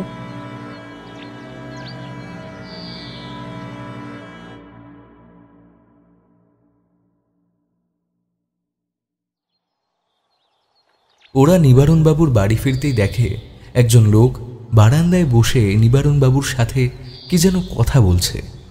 ওরা বাড়িতে ঢুকতেই নিবারণবাবু নিজের চিরপরিচিত গদগদ স্বরে বলেন, আরে রিপোর্টার দিদিমণিরা যে, সকাল সকাল কোথায় গিয়েছিলেন? সকাল সকালই গ্রাম ভ্রমণ স্বাস্থ্যের পক্ষে খুব ভালো। আপনারা শহুরে মেয়ে মানুষ, এভাবে বনে বাজারে ঘুরে বেড়ানোটা আপনাদের জন্য ঠিক নয়। ভদ্রলোকের কথা শুনে ওদের দুজনেরই মাথা গরম হয়ে গেল, কিন্তু যথাসম্ভব মাথা ঠান্ডা রেখে সৌরিশা বলে, নিবারণ বাবুর কাছে তো আমাদের পরিচয় নিশ্চয়ই পেয়ে গেছেন, কিন্তু আপনার পরিচয়টা তো ঠিক পেলাম না। নমস্কার, আমি উত্তম কিশোর বাড়ুজ্জে, নিবারণ বাবুর সাথে মাছের ব্যবসা করি। তা শহর ছেড়ে এই অজপাড়া গ্রামে কেন এলেন? কেন বলুন তো, শহর থেকে কি গ্রামে আসাতে কোনো বিধি নিষেধ আছে? আপনি তো খামোকা রেগে যাচ্ছেন। আমি তো বলছিলাম যে মেয়ে মানুষ। উত্তম কিশোর বাবু, প্রথম কথা, মেয়ে ছেলে বলে কোনো শব্দ হয় না।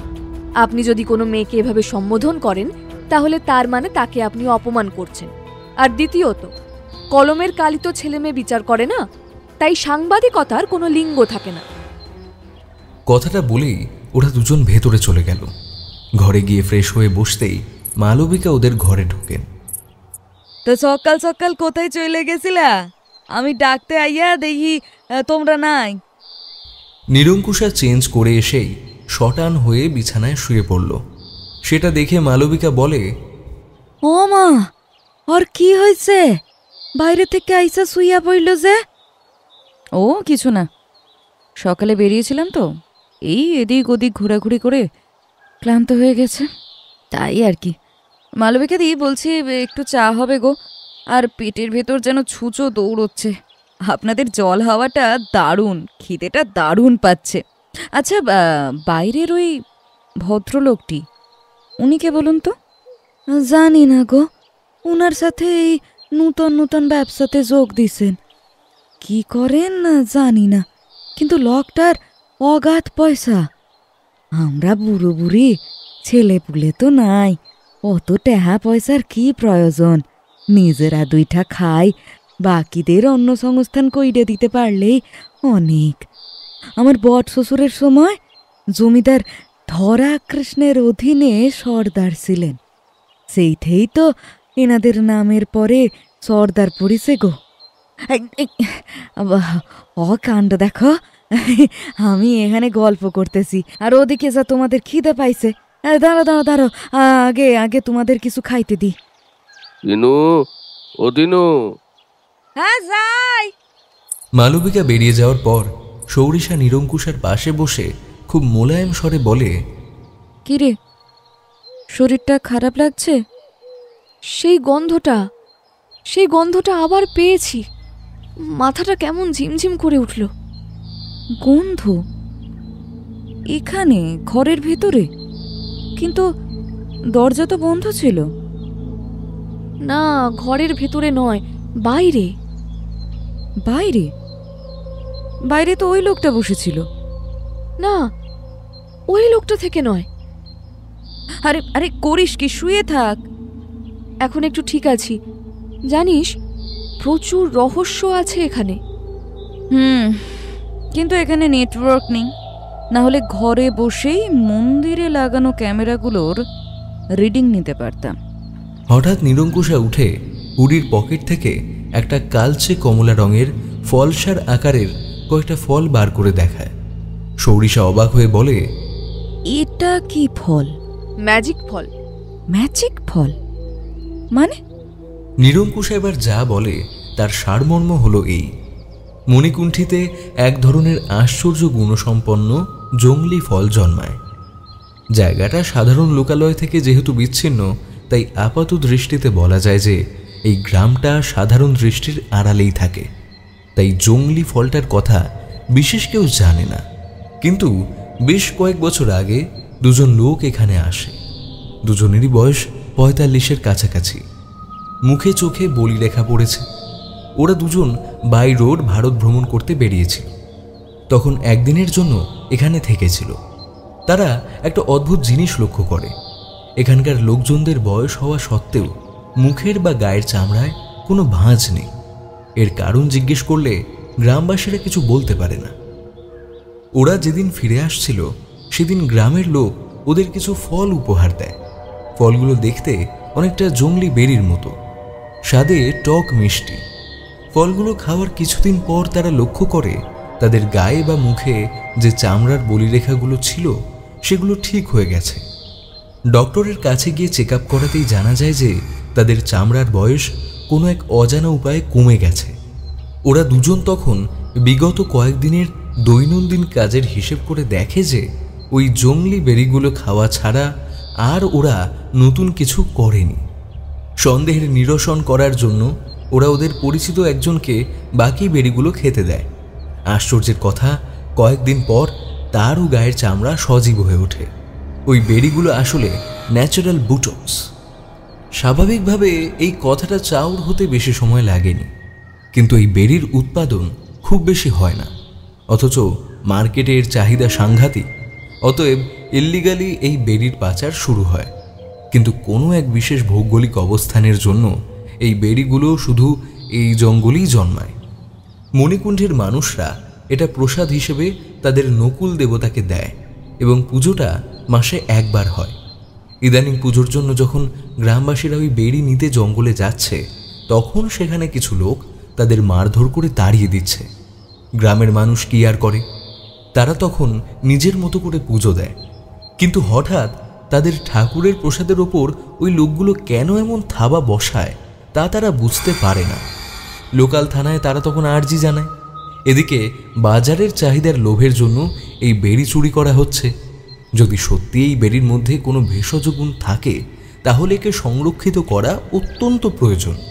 মূলত এই কাজটার বিষয়ে খবরাখবর নেওয়ার জন্যই নিরঙ্কুশা এখানে আসে। এই পর্যন্ত বলে নিরঙ্কুশা থামে। ততক্ষণে মালবিকা একটা বড় ট্রেতে করে চা জলখাবার নিয়ে ঢুকেছে। ওদের দেখেই একগাল হাসি দিয়ে বলে,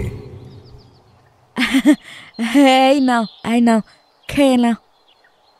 মালবিকা ট্রেটা রেখে চলে যাওয়ার জন্য পেছন ঘুরলেই সরিষা বলে, আচ্ছা মালবিকা দি, জঙ্গলে ওটা কিসের মন্দির গো? বিগ্রহটাও ঠিক বোঝা যাচ্ছে না। তো তোমরা ওদিকে গেছিলা? বাবা, তোমার দেখি জবর সাহস। হ্যাঁ, ওইখানে তো শুনছি বাইরের লোক আসতেছে, উনিও তো বেশ কয়েকবার দেখছেন। মণিগাঁ এখন আর আগের মতো নাই। ওই জঙ্গলের মন্দিরটায় কত ঘটা করে পূজা হইতো এক সময়। এখন তো ওইখানে আর কেউ যায় না। পূজা পাঠও বহু বছর হলো শুকে বুকে গেছে।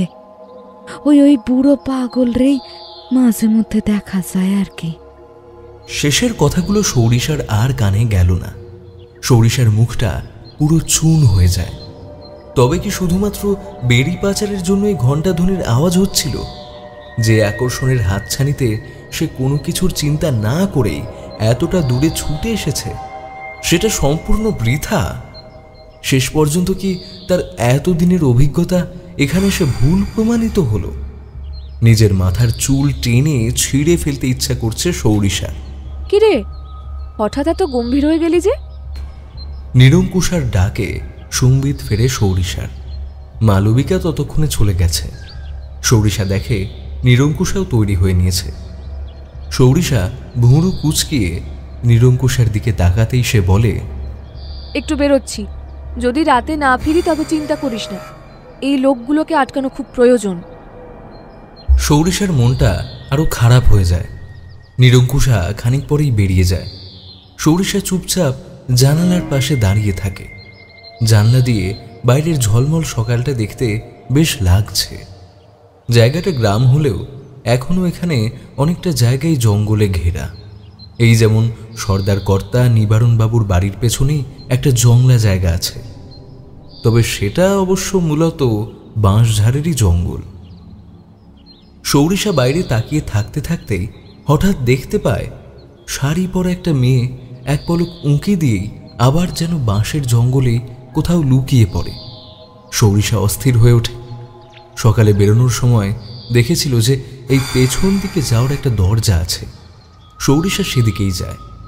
দরজায় শেকল তোলা ছিল। দরজাটা খুলে বেরোতেই সে দেখে যে ওখানেই পাশে একটা সুন্দর বাঁধানো কুয়ো পাড় আছে। পাড়ের এক কোণে ঝামা আর গুঁড়ো সাবান রাখা, আর আরেক পাশে দড়ি দিয়ে বাঁধা একটা ছোট বালতি। কুয়োটা দেখেই সৌরিশার সেটাকে কাছ থেকে দেখার ইচ্ছে হলো। কুয়োতলায় উঠে কুয়োর সামনে দাঁড়িয়ে কি মনে হতে সৌরিশা ঝুঁকে গিয়ে কুয়োর ভেতরটা দেখতে যায়। কিন্তু সেই মুহূর্তে আচমকা কেউ সৌরিশাকে ধাক্কা দিয়ে কুয়োতে ফেলে দেয়। গভীর কুয়োর কালো জলে পড়ে গিয়ে সৌরিশা চিৎকার করে মালবিকাকে ডাকতে থাকে।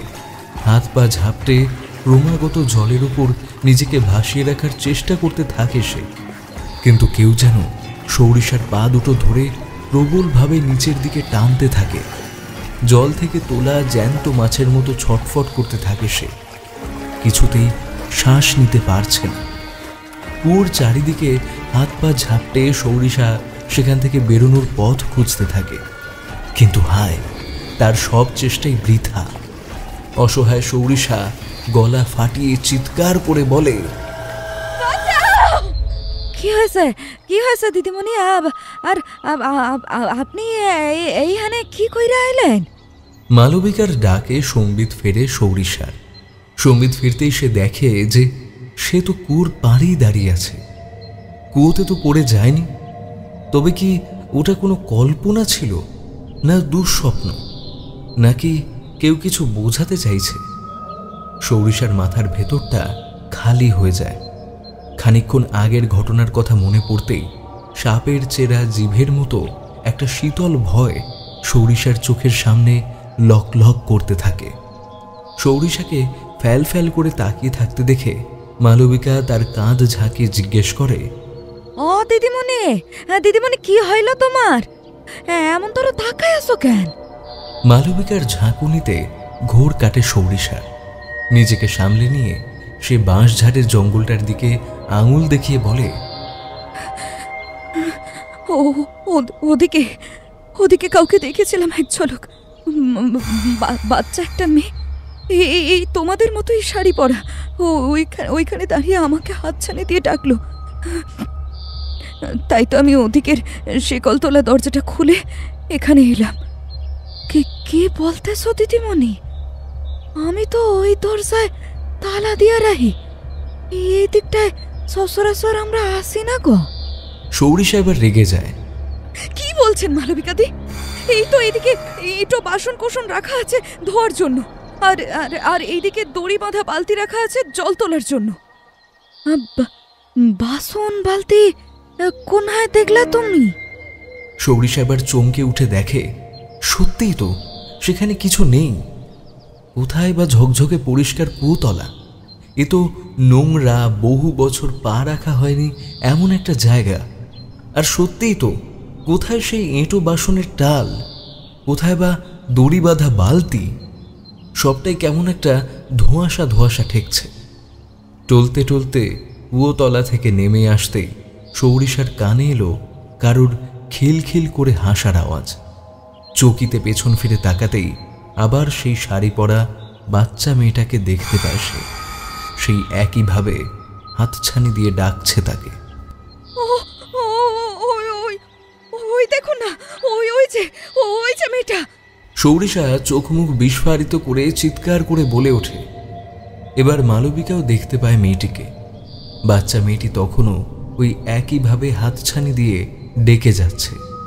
মালবিকার মুখটা ক্ষণেই রক্ত শূন্য হয়ে যায়, চোখ দুটোতে চাপ চাপ ভয়। মালবিকা শুধু বিড়বিড়িয়ে বলে, ফুল রে।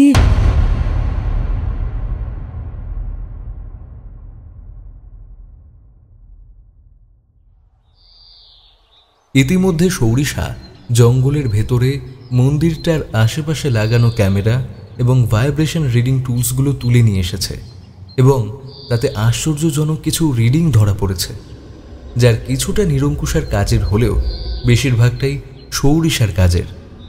ক্যামেরায় ওঠা কিছু ছবি এবং রিডোমিটারের ধরা কিছু অস্বাভাবিক ভাইব্রেশন দেখে সৌরিশা নিশ্চিত যে এখানে প্যারানর্মাল ক্রিয়াকলাপ অবশ্যই হয়। নিরঙ্কুশা এখনও ফেরেনি, নিবারণবাবু বাড়ি নেই। মেশিনগুলো তুলে আনার সময় সৌরিশার সাথে সেই দিনের মহিলাটির দেখা হয়। যে তাদেরকে নিবারণ বাবুর বাড়ি পৌঁছে দিয়েছিল। তার মুখে সৌরিশা একটা অদ্ভুত ঘটনা শুনতে পায়। মহিলার নাম বিনুলতা। সৌরিশাকে দেখে বিনুলতা প্রায় ছুটে বলে, ও রিপোর্টার দিদির বান্ধবী, কেমন আছো? রিপোর্টার দিদিকে তো আজ দেখছিলাম, এদিক দিয়েই তো গেল, কথাও হইল। পিন্টুর বাপ তখন কাজে বাইর হওয়ার ছিল, তাই ওর লাগে বেশি কথা কইতে পারি নাই। কিন্তু তোমারে সারুম না, চলো চলো গরিবের ঘরে এক কাপ চা খাইয়া আইবা। সৌরিশার নিষেধ প্রায় জোর করে লঙ্ঘন করে তাকে প্রায় টানতে টানতে বিনুলতা ঘরে নিয়ে গেল। বিনুলতার বাড়িটা মাটি আর বাঁশ দিয়ে বানানো। বাড়ির ছাদ বাঁশ এবং ছন দিয়ে তৈরি। ঘরের ভেতরে অত আড়ম্বর না থাকলেও আতিথেয়তায় কোনো কম ছিল না। ঘরে ঢুকে সৌরিশা দেখে বছর 8 একটা ছেলে স্লেট পেন্সিল নিয়ে কি সব আঁকিবুকি করছে। এই কি তবে পিন্টু? দৃশ্যটা দেখে সৌরিশার ভালো লাগলো। হাতছানি দিয়ে ছেলেটাকে কাছে ডাকলো। হাতছানি দিয়ে ডাকায় বাচ্চাটা কেমন ভয় কুঁকড়ে গেল। কি মনে হতে সৌরিশা এবার বাচ্চাটাকে ডেকে বলল, কি লিখছো তুমি? বাচ্চাটার মুখে এবার হাসি ফুটে উঠল। সে মিষ্টি হেসে জবাব দিল, আমি লিখছিলাম গো, আসলে স্কুলে দিদিমণি বাড়ির কাজ দিছে না, আমি সেইটাই করতেছিলাম। দেখাও দেখি কেমন লিখছো। পিন্টু বেশ খুশি হয়ে স্লেটটা নিয়ে সৌরিশার কাজ ঘেঁষে বসে। স্লেটে লেখাগুলো দেখে সৌরিশা বলে, বাহ, বেশ লিখছো তো। তাহলে তখন যে ডাকলাম এলি না কেন? আর অমন ভয় পেয়েছিলে কেন? বিনুলতা ততক্ষণে চা বানিয়ে নিয়ে চলে এসেছে। চাটা হাতে ধরিয়ে একটা গাল ভরা হাসি দিয়ে বলেন, কি কথা হচ্ছে? হ্যাঁ শুনি, কেমন লাগতেছে আমাদের গ্রামটা দিদিমণি? বেশ ভালোই। জঙ্গলের ভেতরে একটা মন্দিরের মতো দেখলাম, কিন্তু সেখানে পুজো টুজো দেওয়া হয় বলে তো মনে হলো না। সৌরিশা লক্ষ্য করে মন্দিরের কথাটা শুনেই বিনুলতার মুখটা পুরো পাংশুবর্ণ হয়ে গেল। বিনুলতা 2 হাত জোর করে মাথায় ঠেকিয়ে ইষ্টদেবের স্মরণ করতে করতে ভয় ভয় কণ্ঠে কাঁপা কাঁপা স্বরে বলে, হ্যাঁ গা, তুমি সে ধারে গেলা, তোমার কিছু মনে হয় নাই? কারোর দেহ নাই? আর সব সাইতে বড় কথা হইল, সর্দার গিন্নি তোমাদের কিছু কয় নাই এইটা সম্পর্কে? সৌরিশা বোঝে এবার তার মালবিকার সাথে সরাসরি কথা বলা প্রয়োজন। বিনুলতার বাড়ি থেকে সর্দার কর্তা মানে নিবারণের বাড়ি আসার সময় মোবাইলটা হাতে নিয়ে নিরঙ্কুশাকে ফোন করতে গিয়ে দেখে মোবাইলে এখনও টাওয়ার আসেনি। বিরক্ত হয়ে মোবাইলটা আবার কুর্তির পকেটে রেখে দেয়।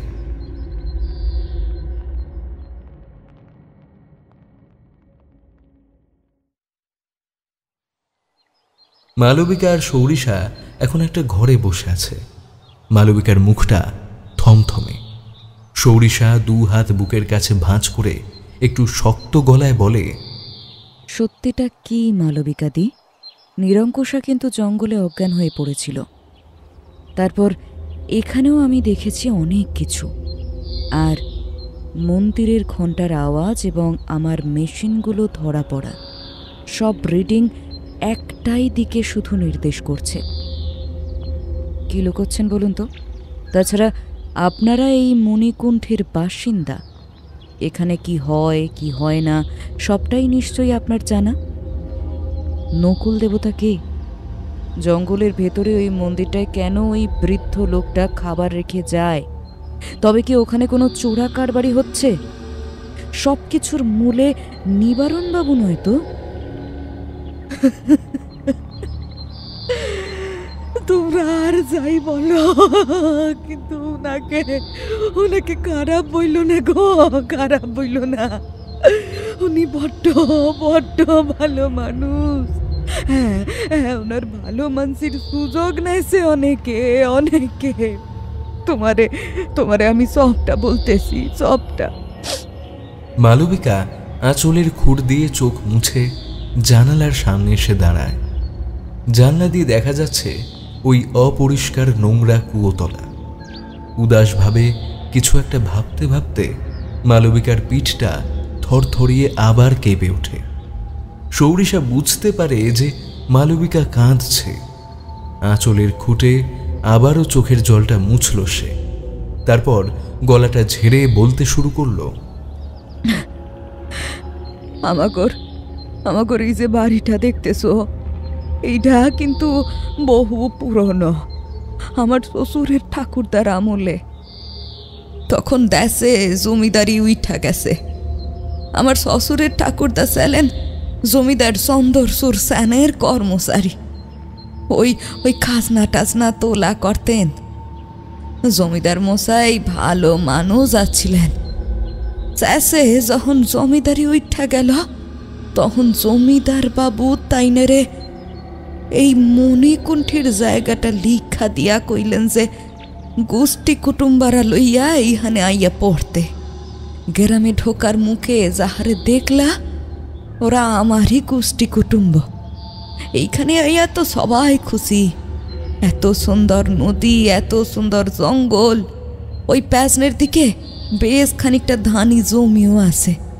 তো এই কইরে চলতেছিল।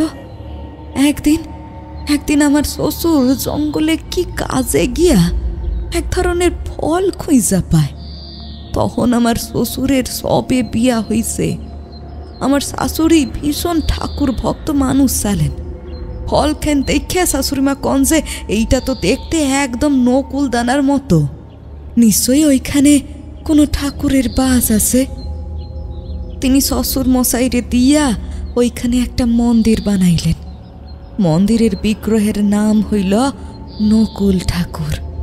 মন্দিরে পুজোর প্রসাদ হিসেবে ওই ফলটাই দেওয়া হইত। মন্দিরের পুজো শাশুড়িমা নিজে করতেন। যথা সময়ে তার দুইখান চেলা হইল, আমার ভাসুর আর আমার স্বামী। শাশুড়িমা দেহ রাখার পর আমার যা পুজোর দায়িত্ব নিল।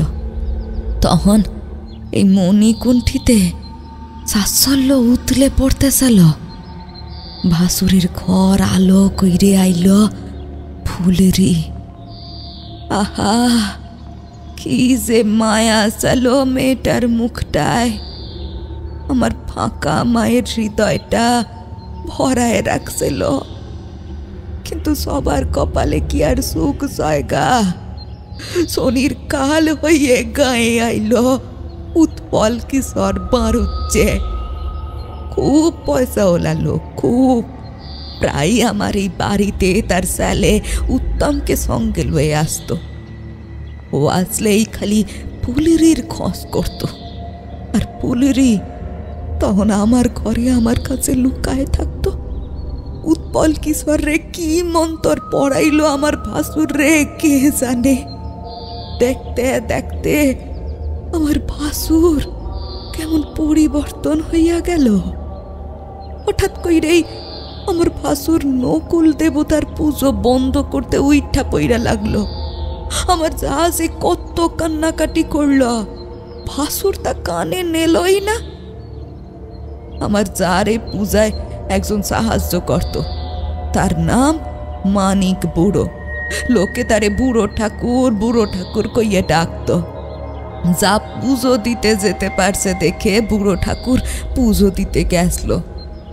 তাকে মুখে কাপড় বাঁধা কিছু লোক খুব মারধর করে। এত মার খাইয়ে মানিক বুড়োটা কেমন যেন হইয়া গেল। নকুল দেবতার পূজা বন্ধ হলো। অমঙ্গলের হয়তো আরো কিছু বাকি ছিল। একদিন সকাল থেকে ফুলরিকে কোথাও খুঁজে পাওয়া যাচ্ছিল না। আমাদের যে তখন কি অবস্থা সে কথা কইতে পারি না।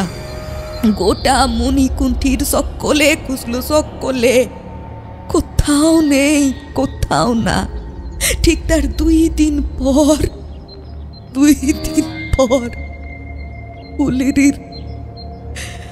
ফুলেরির লাশ পাওয়া গেল।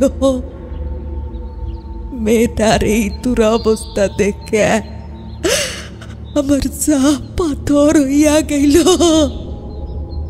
বাসুরও কেমন চুপ হইয়া গেল।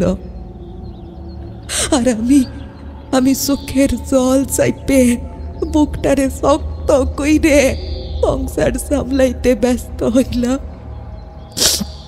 আর উনি এই মাছ আর তুলা ব্যবসা শুরু করলেন। সেই থেকে অসময়ে মন্দিরে ঘন্টা বাজানোর আওয়াজ পাওয়া যায়। ফুলরি তার মায়ের মতোই বড় ঠাকুর ভক্ত ছিল, বড় ঠাকুর ভক্ত ছিল। মানিক বুড়ো ফুলরিকে খুব স্নেহ করতেন।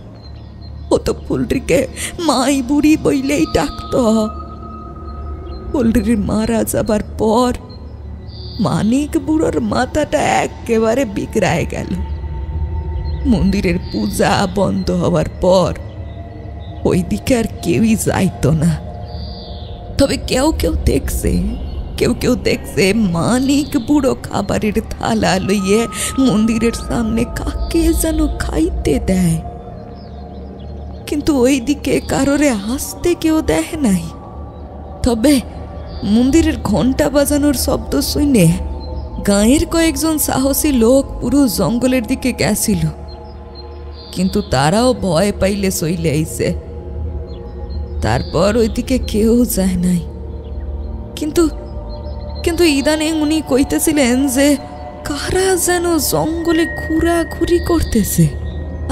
আজ বহুদিন পর উৎপল কিশোর বাড়ুজ্যের ছেলে উত্তম কিশোর বাড়ুজ্যে আমাদের বাড়ি আইছে, কিন্তু কেন আইছে তা জানি না। তুমি জানো ফুলরি এখনো আমারে দেখা দেয়। মনে হয় যে সে কিছু কইতে চায় আমারে। কি যে কইতে চায় কে জানে। একটানা এতটা বলে থামে মালবিকা। সৌরিশা দেখে মালবিকার চোখে মুখে ফুটে ওঠে এক অকথনীয় যন্ত্রণা।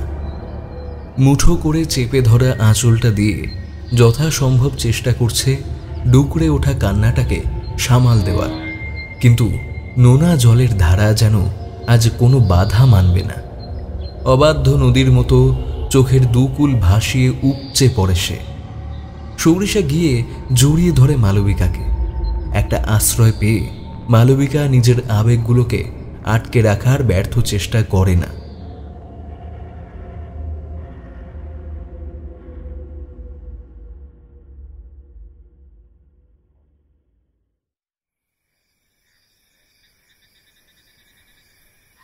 রাত হয়ে এসেছে। সৌরিশাকে এবার বেরোতে হবে। তাকে জানতেই হবে সত্যি জঙ্গলে ফুলরির আত্মা ঘোরে নাকি অন্য কিছু। বিকেলের দিকে নিরঙ্কুশা এসেছিল, কিছুক্ষণ থেকে আবার বেরিয়ে গেছে। নিবারণবাবু কি যেন বলতে এসেছিলেন নিরঙ্কুশাকে। নিরঙ্কুশা নিবারণবাবুকে কি যেন বলেই বেরিয়ে গেল। সৌরিশা নিরঙ্কুশাকে তার সারাদিন না থাকার ব্যাপারে বার কয়েক জিজ্ঞেস করেছিল। নিরঙ্কুশা শুধু হেসেছে। সৌরিশা লক্ষ্য করে নিরঙ্কুশা বেরিয়ে যাবার পর নিবারণবাবুর মুখটা কেমন থমথমে হয়ে গেল। সেদিন আর বিশেষ কথাবার্তা হয়নি। রাতের খাওয়া দাওয়াও তাড়াতাড়ি করে নেওয়া হয়েছে। তাতে অবশ্য সৌরিশার সুবিধাই হয়েছে। রাতে নিবারণবাবুরা সবাই ঘুমিয়ে পড়লে Sourisha night vision camera, motion detector এবং অন্যান্য কিছু পোর্টেবল মেশিন নিয়ে চুপি চুপি ঘর থেকে বেরিয়ে পড়ে। সময়টা এখনো গ্রীষ্মকালে, কিন্তু এই মণিকুণ্ঠিতে সেটা বোঝা মুশকিল। একটা হিমেল হাওয়া ক্রমাগত উত্তর দিক থেকে বয়ে আসছে। উত্তর দিকেই বুড়ি গঙ্গা নদী। নদীর হাওয়া বড় তৃপ্তি দেয়। সৌরিশা পায়ে পায়ে নদীর খাড়া পাড় থেকে বাঁ দিকে ঢুকে পড়ে। জঙ্গলে জোনাকিরা তখন নিজের মতো করে অন্ধকারে পথ দেখিয়ে চলছে। চারিদিকে একটা অদ্ভুত নিস্তব্ধতা। ঝিঁঝির কোনো ডাক নেই, কিন্তু রাতের একটা শব্দ আছে। কেমন যেন রাত নিজের কালো ফনা তুলে অসময়ে জঙ্গলে পা রাখা সমস্ত প্রাণীকে শব্দ করে শাসাচ্ছে। একটা কাঠ ঠোকরানোর মতো আওয়াজ এলো সৌরিশার কানে। চারিদিকে একটা ঘুটঘুটে অন্ধকার যেন নিজের সিংহাসনে বসে রাত লীলা দেখাচ্ছে। সৌরিশার গাটা হঠাৎ শিরশিরিয়ে উঠল। সৌরিশার মনে হলো ঠিক পিছনে কেউ তারই মতো তালে তালে পা ফেলে হেঁটে আসছে। বার কয়েক সরিষা পেছন ফিরে তাকালো, কিন্তু ঘন অন্ধকারের রংমাখা জঙ্গলে আলাদা করে কিছু চেনাটাই দুষ্কর। সরিষার পায়ের তলা যেন বরফের মতো ঠান্ডা, বুকের ভেতরে যেন ভারী কিছু চেপে বসে আছে। শ্বাসটাও ভারী হয়ে আসছে ধীরে ধীরে। সৌরিশা আগেও বহুবার রাতে বিভিন্ন নির্জন জায়গায় গেছে, কিন্তু কোথাও এমন অদ্ভুত অনুভূতি হয়নি তার। হঠাৎই জঙ্গলের ভেতরে গাছের পাতাগুলোর ঝিরঝিরে শব্দটা বেড়ে যায়, যেন কাউকে দেখে তারা খুব আনন্দিত হয়। সৌরিশা সাহসী, বিজ্ঞানমনস্ক। সে জানে যে রাতের একটা নিজস্ব জগৎ থাকে, নিজস্ব শাব্দিক অলংকার থাকে। সে যে দিন থেকে আলাদা, তাই রাতকে সৌরিশা ভয় পায় না। কিন্তু তবুও হঠাৎ সৌরিশা চমকে উঠল। সৌরিশা স্পষ্ট অনুভব করে কারোর বরফ থেকেও শীতল একটা হাত শক্ত করে চেপে ধরেছে তার ডান কাঁধ। এত সাংঘাতিক ঠান্ডা সে হাত যে সৌরিশার পুরো জামার ওপর থেকেও তা স্পষ্ট অনুভব করতে পারল। সে চমকে উঠে চিৎকার করতে যাবে, ঠিক সেই সময় সেই ঠান্ডা হাতটা জোরে চেপে ধরল তার মুখ নাক।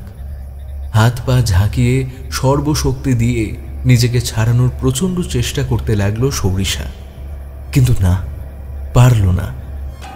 ধীরে ধীরে শিথিল হয়ে আসতে লাগলো তার হাত পা। চোখ বন্ধ হওয়ার আগে কানের কাছে কিছু ফিসফিস আওয়াজ শুনতে পেল। চোখ দুটো বন্ধ হতে না হতেই চোখের সামনে ফুটে উঠল এক অন্য দৃশ্য। কানের কাছে ফিসফিসানি শব্দগুলো স্পষ্ট থেকে স্পষ্টতর হলো।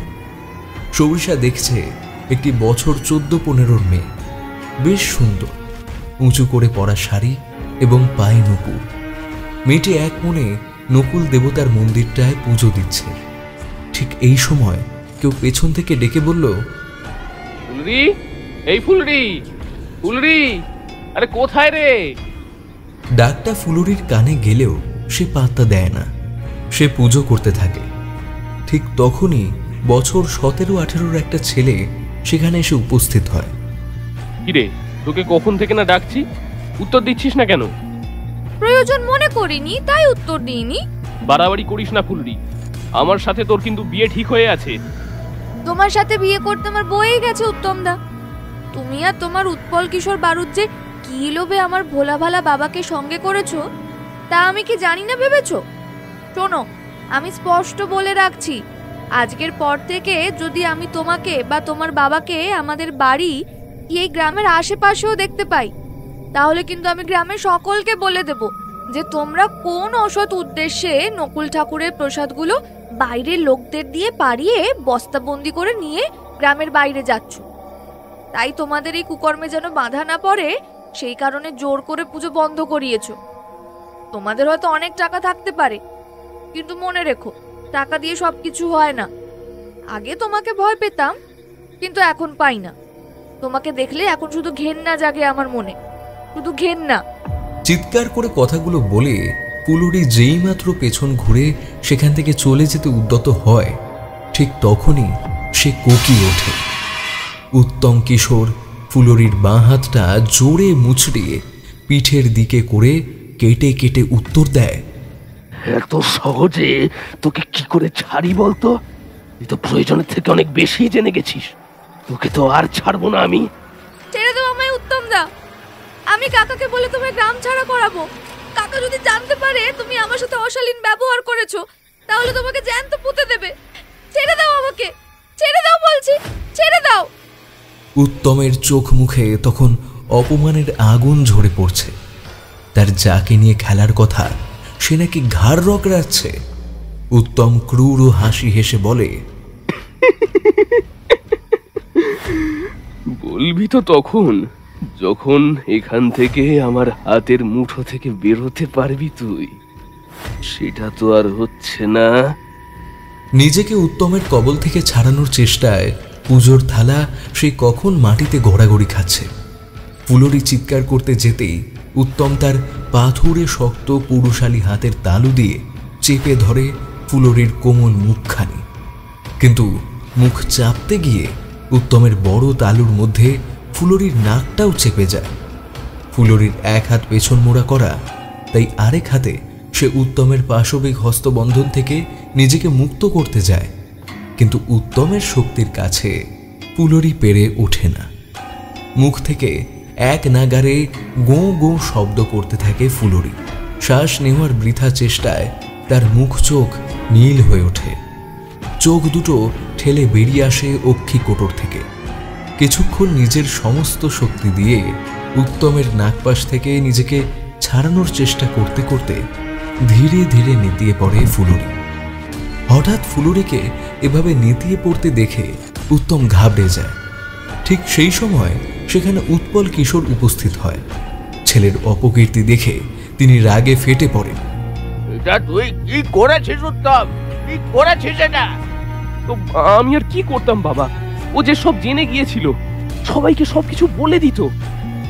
আমি ওকে বিশ্বাস করো একবারও মারতে চাইনি, কিন্তু ও জোর করলো বলেই মারা গেল। আমি ওকে মারিনি বাবা, বিশ্বাস করো তুমি, ও নিজের দোষেই মরেছে। উৎপল জানেন উত্তমের মাথায় কিছুটা দোষ আছে, তাই তিনি ঝটপট বলে ওঠেন, আচ্ছা আচ্ছা, যা হবার তা তো হয়েই গেছে, এবার লাশটার কিছু একটা ব্যবস্থা করতে হবে। বলে ফুলরির লাশটাকে পাঁজা কোলা করে তুলে জঙ্গলের ভেতরে হাঁটা দিলেন। জঙ্গলের ভেতরে একটা সুগভীর ডোবা আছে, সেখানে তিনি ফুলরির লাশটাকে ফেলে দিলেন। কিন্তু কোনো অজানা কারণে লাশটা ভেসে উঠল নদীতে। কি করে ডোবা থেকে লাশ নদীতে গিয়ে পড়ল তার কোনো কারণ জানা যায় না। কিন্তু অবাক হওয়ার আরও বাকি ছিল। ফুলরির মৃত্যুর বেশ কয়েক বছর পর আবার যখন পাচারকারীরা এখানে এসে জঙ্গলি বেড়ি তুলতে শুরু করে, তখনই জঙ্গলে প্রচণ্ড ঝোড়ো বাতাস আর এক নাগারে মন্দিরের ঘণ্টাটা ঢং ঢং করে বাজতে শুরু করে। সেটা শুনে গ্রামবাসীরা ছুটে চলে আসতো, ফলে পাচারকারীদের সেখান থেকে পালিয়ে যেতে হতো। আর গ্রামবাসীরা বুঝতে পারত না কে বা কেন মন্দিরের ঘণ্টা বাজাচ্ছে। ইতিমধ্যে সেই দুই পর্যটকের জঙ্গলি বেড়ি সম্পর্কে প্রকাশিত তথ্য বোটপস মার্কেটে আবার চাঞ্চল্যের সৃষ্টি করে। অতএব উত্তম কিশোরকে আবার অনেকগুলো বছর পর মণিকুণ্ঠিতে পা রাখতে হয়।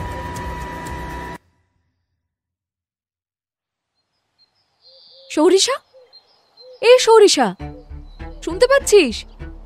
এ সৌরিশা, শুনতে পাচ্ছিস? অজ্ঞান হয়ে জঙ্গলের মাটিতে লুটিয়ে পড়া সৌরিশাকে প্রায় কোলে নিয়ে নিরঙ্কুশা ক্রমাগত তাকে ডাকতে থাকে, কিন্তু সৌরিশা কোনো উত্তর দেয় না। নিরঙ্কুশা সৌরিশার পালস চেক করে দেখে তা স্বাভাবিকের থেকে অনেক দ্রুত গতিতে ছুটছে।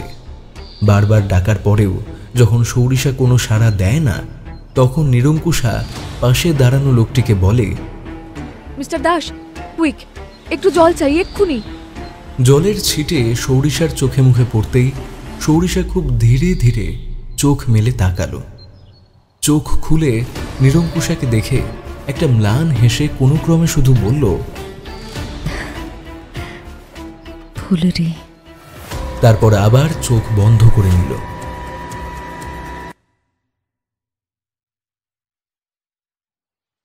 সময়টা বিকেলবেলা। ঘরের ভেতর নিবারণ সর্দার, মালবিকা সর্দার, নিরঙ্কুশা এবং মণিকুণ্ঠির থানার in charge inspector mister Das. Malabika সকলের জন্য জলখাবারের ব্যবস্থা করেছেন। মিস্টার দাস এখন অফ ডিউটি, তাই চা জলখাবার খেতে তারও আপত্তি নেই। সেই সকালবেলা থেকে এখনো পর্যন্ত অনেক কিছু হয়ে গেছে। নিরঙ্কুশা সবাইকে নিজের এবং সৌরিশার এখানে আসার কারণটা বলল। তারপর বেড়ি পাচারকারীদের হাতে নাতে ধরার কাহিনী শুরু করলো। সবার আগে তো আমি যখন থানায় যাই তখন সেখানের সিনারিটাই অন্যরকম হয়ে গেছে। আমার পরিচিত ভবতোষ লাহিড়ীর হঠাৎই ট্রান্সফার হয়ে গেছে। থানার ইনচার্জের সাথে কথা বলে বুঝতে পারি যে মণিকুণ্ঠিতে যা কিছু হচ্ছে তা থানার ভেতরেই কারোর সাহায্যে হচ্ছে। আমি অত্যন্ত ভাগ্যবতী যে ইন্সপেক্টর দাস আমার কথাগুলোকে বিশ্বাস করেছেন, কারণ পূর্বের ইনচার্জের হঠাৎ বদলিটা তাকেও ভাবিয়েছিল। থানার ইনচার্জ মিস্টার দাসের সাথে অত্যন্ত গোপনে রাতে জঙ্গলের ভেতরে ওত পাতার একটা প্ল্যান করে আমি মণিকুণ্ঠিতে ফেরত আসি। কিন্তু সঠিক সময়ে জঙ্গলে নির্দিষ্ট জায়গায় গিয়ে কয়েকজন বিশ্বস্ত পুলিশকর্মী নিয়ে অপেক্ষা করি।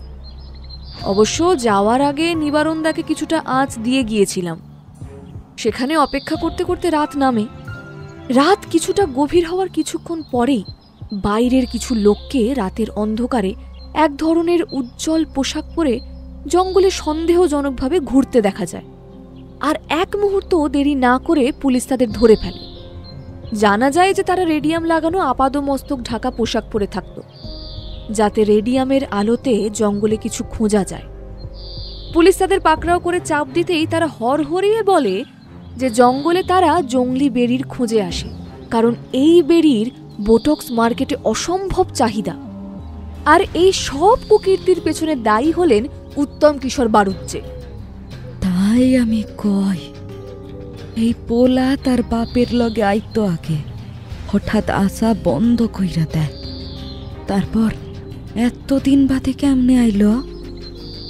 সবটাই ক্লিয়ার হলো, কিন্তু মন্দিরের ঘণ্টাটা কে বাজাতো সেটা জানা গেল না। সেটা ফুলেরই আত্মা বাজাতো। সৌরিশার গলার আওয়াজে সবাই পেছন ঘুরে তাকায়। সৌরিশা যে কখন বিছানা ছেড়ে উঠে বসার ঘরে এসেছে তা কেউ বুঝতে পারেনি। সৌরিশার শরীরটা এখনও ক্লান্ত, টলমল করছে তার পা। নিরঙ্কুশা ছুটে গিয়ে দু হাতে আগলে ধরল সৌরিশাকে, তারপর তাকে বসিয়ে দিল একটা চেয়ারে।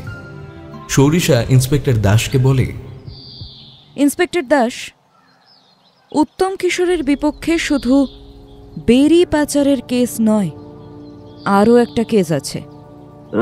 তাই নাকি? আর কোন কেস? এবারের মেয়ে ফুলরিকে নির্মমভাবে হত্যা করে এই উত্তম কিশোর, এবং ফুলরির লাশকে গুম করার চেষ্টা করে উত্তম কিশোরের বাবা উৎপল কিশোর। ফুলরির মৃত্যুর কথা শুনে মালবিকা হাউ হাউ করে কেঁদে ওঠে। নিবারণ বাবুর চোখ দুটো ছলছলিয়ে ওঠে। তারপর গত রাতে জঙ্গলে যাওয়ার পর থেকে একে একে সৌরিশার সাথে যা যা হয়েছে সবটা সে বলে। মন্দিরের ঘণ্টাটা ফুলরির আত্মাই বাজাতো, আপনাদের পাচারকারীদের থেকে সতর্ক করার জন্য।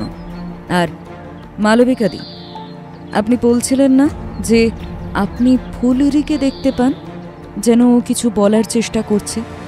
আসলে ও আপনাকে ডেকে দেখাতে চেয়েছিল যে কোথায় এবং কিভাবে উত্তম কিশোর তাকে হত্যা করেছে। নকুল দেবতার মন্দিরটি ফুলরির খুব প্রিয় স্থান ছিল। সে চাইতো যে নকুল দেবতার পুজো যেন কখনো বন্ধ না হয়। মানিক বুড়োও হয়তো ফুলরিকে দেখতে পেত, তাই তিনি যতটা পারেন পুজো দেওয়ার চেষ্টা করতেন, কিন্তু সবটা পারতেন না। কিভাবেই বা পারবেন? মানসিকভাবে অসুস্থ উত্তম যে মানিক বুড়োকে বেধড়ক মেরেছিল। আমি বলি কি, আপনারা আবারও নকুল দেবতার পুজো শুরু করুন, তাতে ফুলরির আত্মা শান্তি পাবে। প্রকৃতির মতো করে জাদু কেউ দেখাতে পারবে না, তাই যদি মনে হয় কোনো কিছুকে আড়ালে রাখবে বা রক্ষা করবে, তাহলে সেটা প্রকৃতি নিজের লীলায় করবেই। তারপর নিরঙ্কুশার দিকে তাকিয়ে সৌরিশা বলল, তোর মনে আছে তুই একবার জঙ্গলে অজ্ঞান হয়ে গিয়েছিলিস? কারণ তোর নাকে একটা বিদঘুটে গন্ধ লেগেছিল। তারপর ফিরে এসে উত্তম কিশোরের সাথে দেখা হলো, তখনও তোর নাকে সেই একই গন্ধটা লেগেছিল। তোর শরীরটা খারাপ হয়ে গেল। আমার সাথেও একই জিনিসটা হয়েছিল জানিস। আমি যেখানে অজ্ঞান হয়ে পড়েছিলাম সেখানে আশেপাশে অনেক বেরি গাছ ছিল। বেরির রক্ষাকারী গন্ধটা ক্লোরোফিলের মতো কাজ করে। এটা এক অদ্ভুত প্রকৃতির মায়াজাল। বেরিগুলো যেহেতু অনন্য গুণ সমৃদ্ধ, তাই তার রক্ষার প্রয়োজন। বেরিগুলোর থেকে বেরোনো অদ্ভুত গন্ধটা একদম ক্লোরোফিলের গন্ধের সমতুল্য। বারবার বেরির সংস্পর্শে এলে বা একসাথে অনেকগুলো বেরির সংস্পর্শে এলে এই গন্ধটা গায়ে আটকে যায়। তাই যখন মালবিকাদের যা বেরি দিয়ে নকুল দেবতার পুজো দিতেন, তখন পরনের কাপড় দিয়ে নিজের সমস্ত শরীর, মাথা এবং মুখ ঢেকে নিতেন। শুধু চোখ দুটো খোলা থাকত।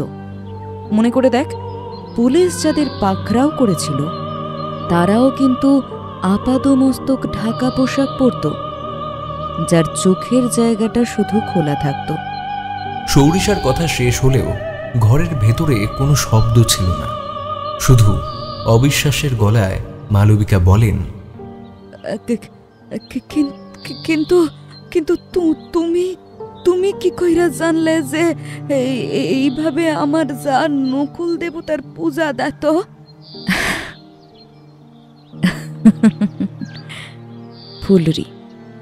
ফুলরি দেখিয়েছে।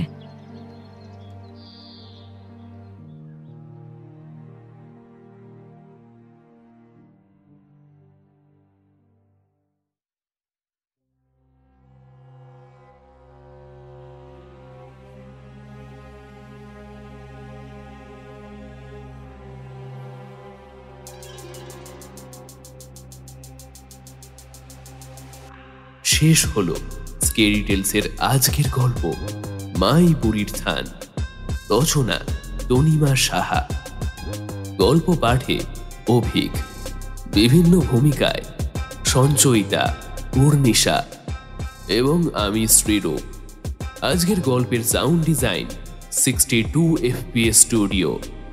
আজকের গল্পের পোস্টার ডিজাইন এবং সমগ্র পরিকল্পনা ও পরিচালনায় আমি শ্রীরূপ। তোমরা চাইলে তোমাদের লেখা গল্প আমাদের স্কেরি টেলসের জন্য পাঠাতে পারো। তবে একটা বিষয়ে একটু খেয়াল রেখো বন্ধু, গল্পের ন্যূনতম শব্দসীমা যেন অবশ্যই 5000 হয় এবং গল্পের সঙ্গে গল্পের একটি সার সংক্ষেপ তোমরা 250 শব্দের মধ্যে লিখে আমাদের অফিসিয়াল মেল আইডিতে ডক ফাইলের সাথে পাঠিও। যে কোনো প্রয়োজনে তোমরা আমার সাথে সরাসরি আমার ফেসবুকেতে যোগাযোগ করতে পারো। এছাড়া তোমরা চাইলে আমাদের স্কেরি টেলসের ফেসবুক গ্রুপেও জয়েন হতে পারো। নিচে ডেসক্রিপশন বক্সে লিংক দিয়ে রাখলাম। তাহলে কেমন লাগলো আমাদের আজকের গল্প? অবশ্যই কিন্তু সবাই কমেন্ট করে জানাও। আমি কিন্তু তোমাদের প্রত্যেকের কমেন্ট পড়ি এবং তার সাথে রিপ্লাইও দিই। আমাদের আজকের গল্পটা তোমাদের ভালো লেগে থাকলে অবশ্যই গল্পটাকে লাইক করো, সকলের সাথে গল্পটা শেয়ার করো এবং এখনো যদি বন্ধু তুমি স্কেরি টেলসকে সাবস্ক্রাইব না করে থাকো তাহলে চটপট নিচে সাবস্ক্রাইব বাটনে ক্লিক করে স্কেরি টেলসকে সাবস্ক্রাইব করে নাও এবং সেই সঙ্গে নোটিফিকেশনের বেল বাটনটা প্রেস করে নোটিফিকেশন অন করে নাও, যাতে নতুন গল্প আসার সঙ্গে সঙ্গে সবার আগে তুমি জানতে পারো। তাহলে আজকের মতো এইটুকুই। খুব তাড়াতাড়ি আবারও তোমাদের জন্য নতুন গল্প নিয়ে ফিরছি।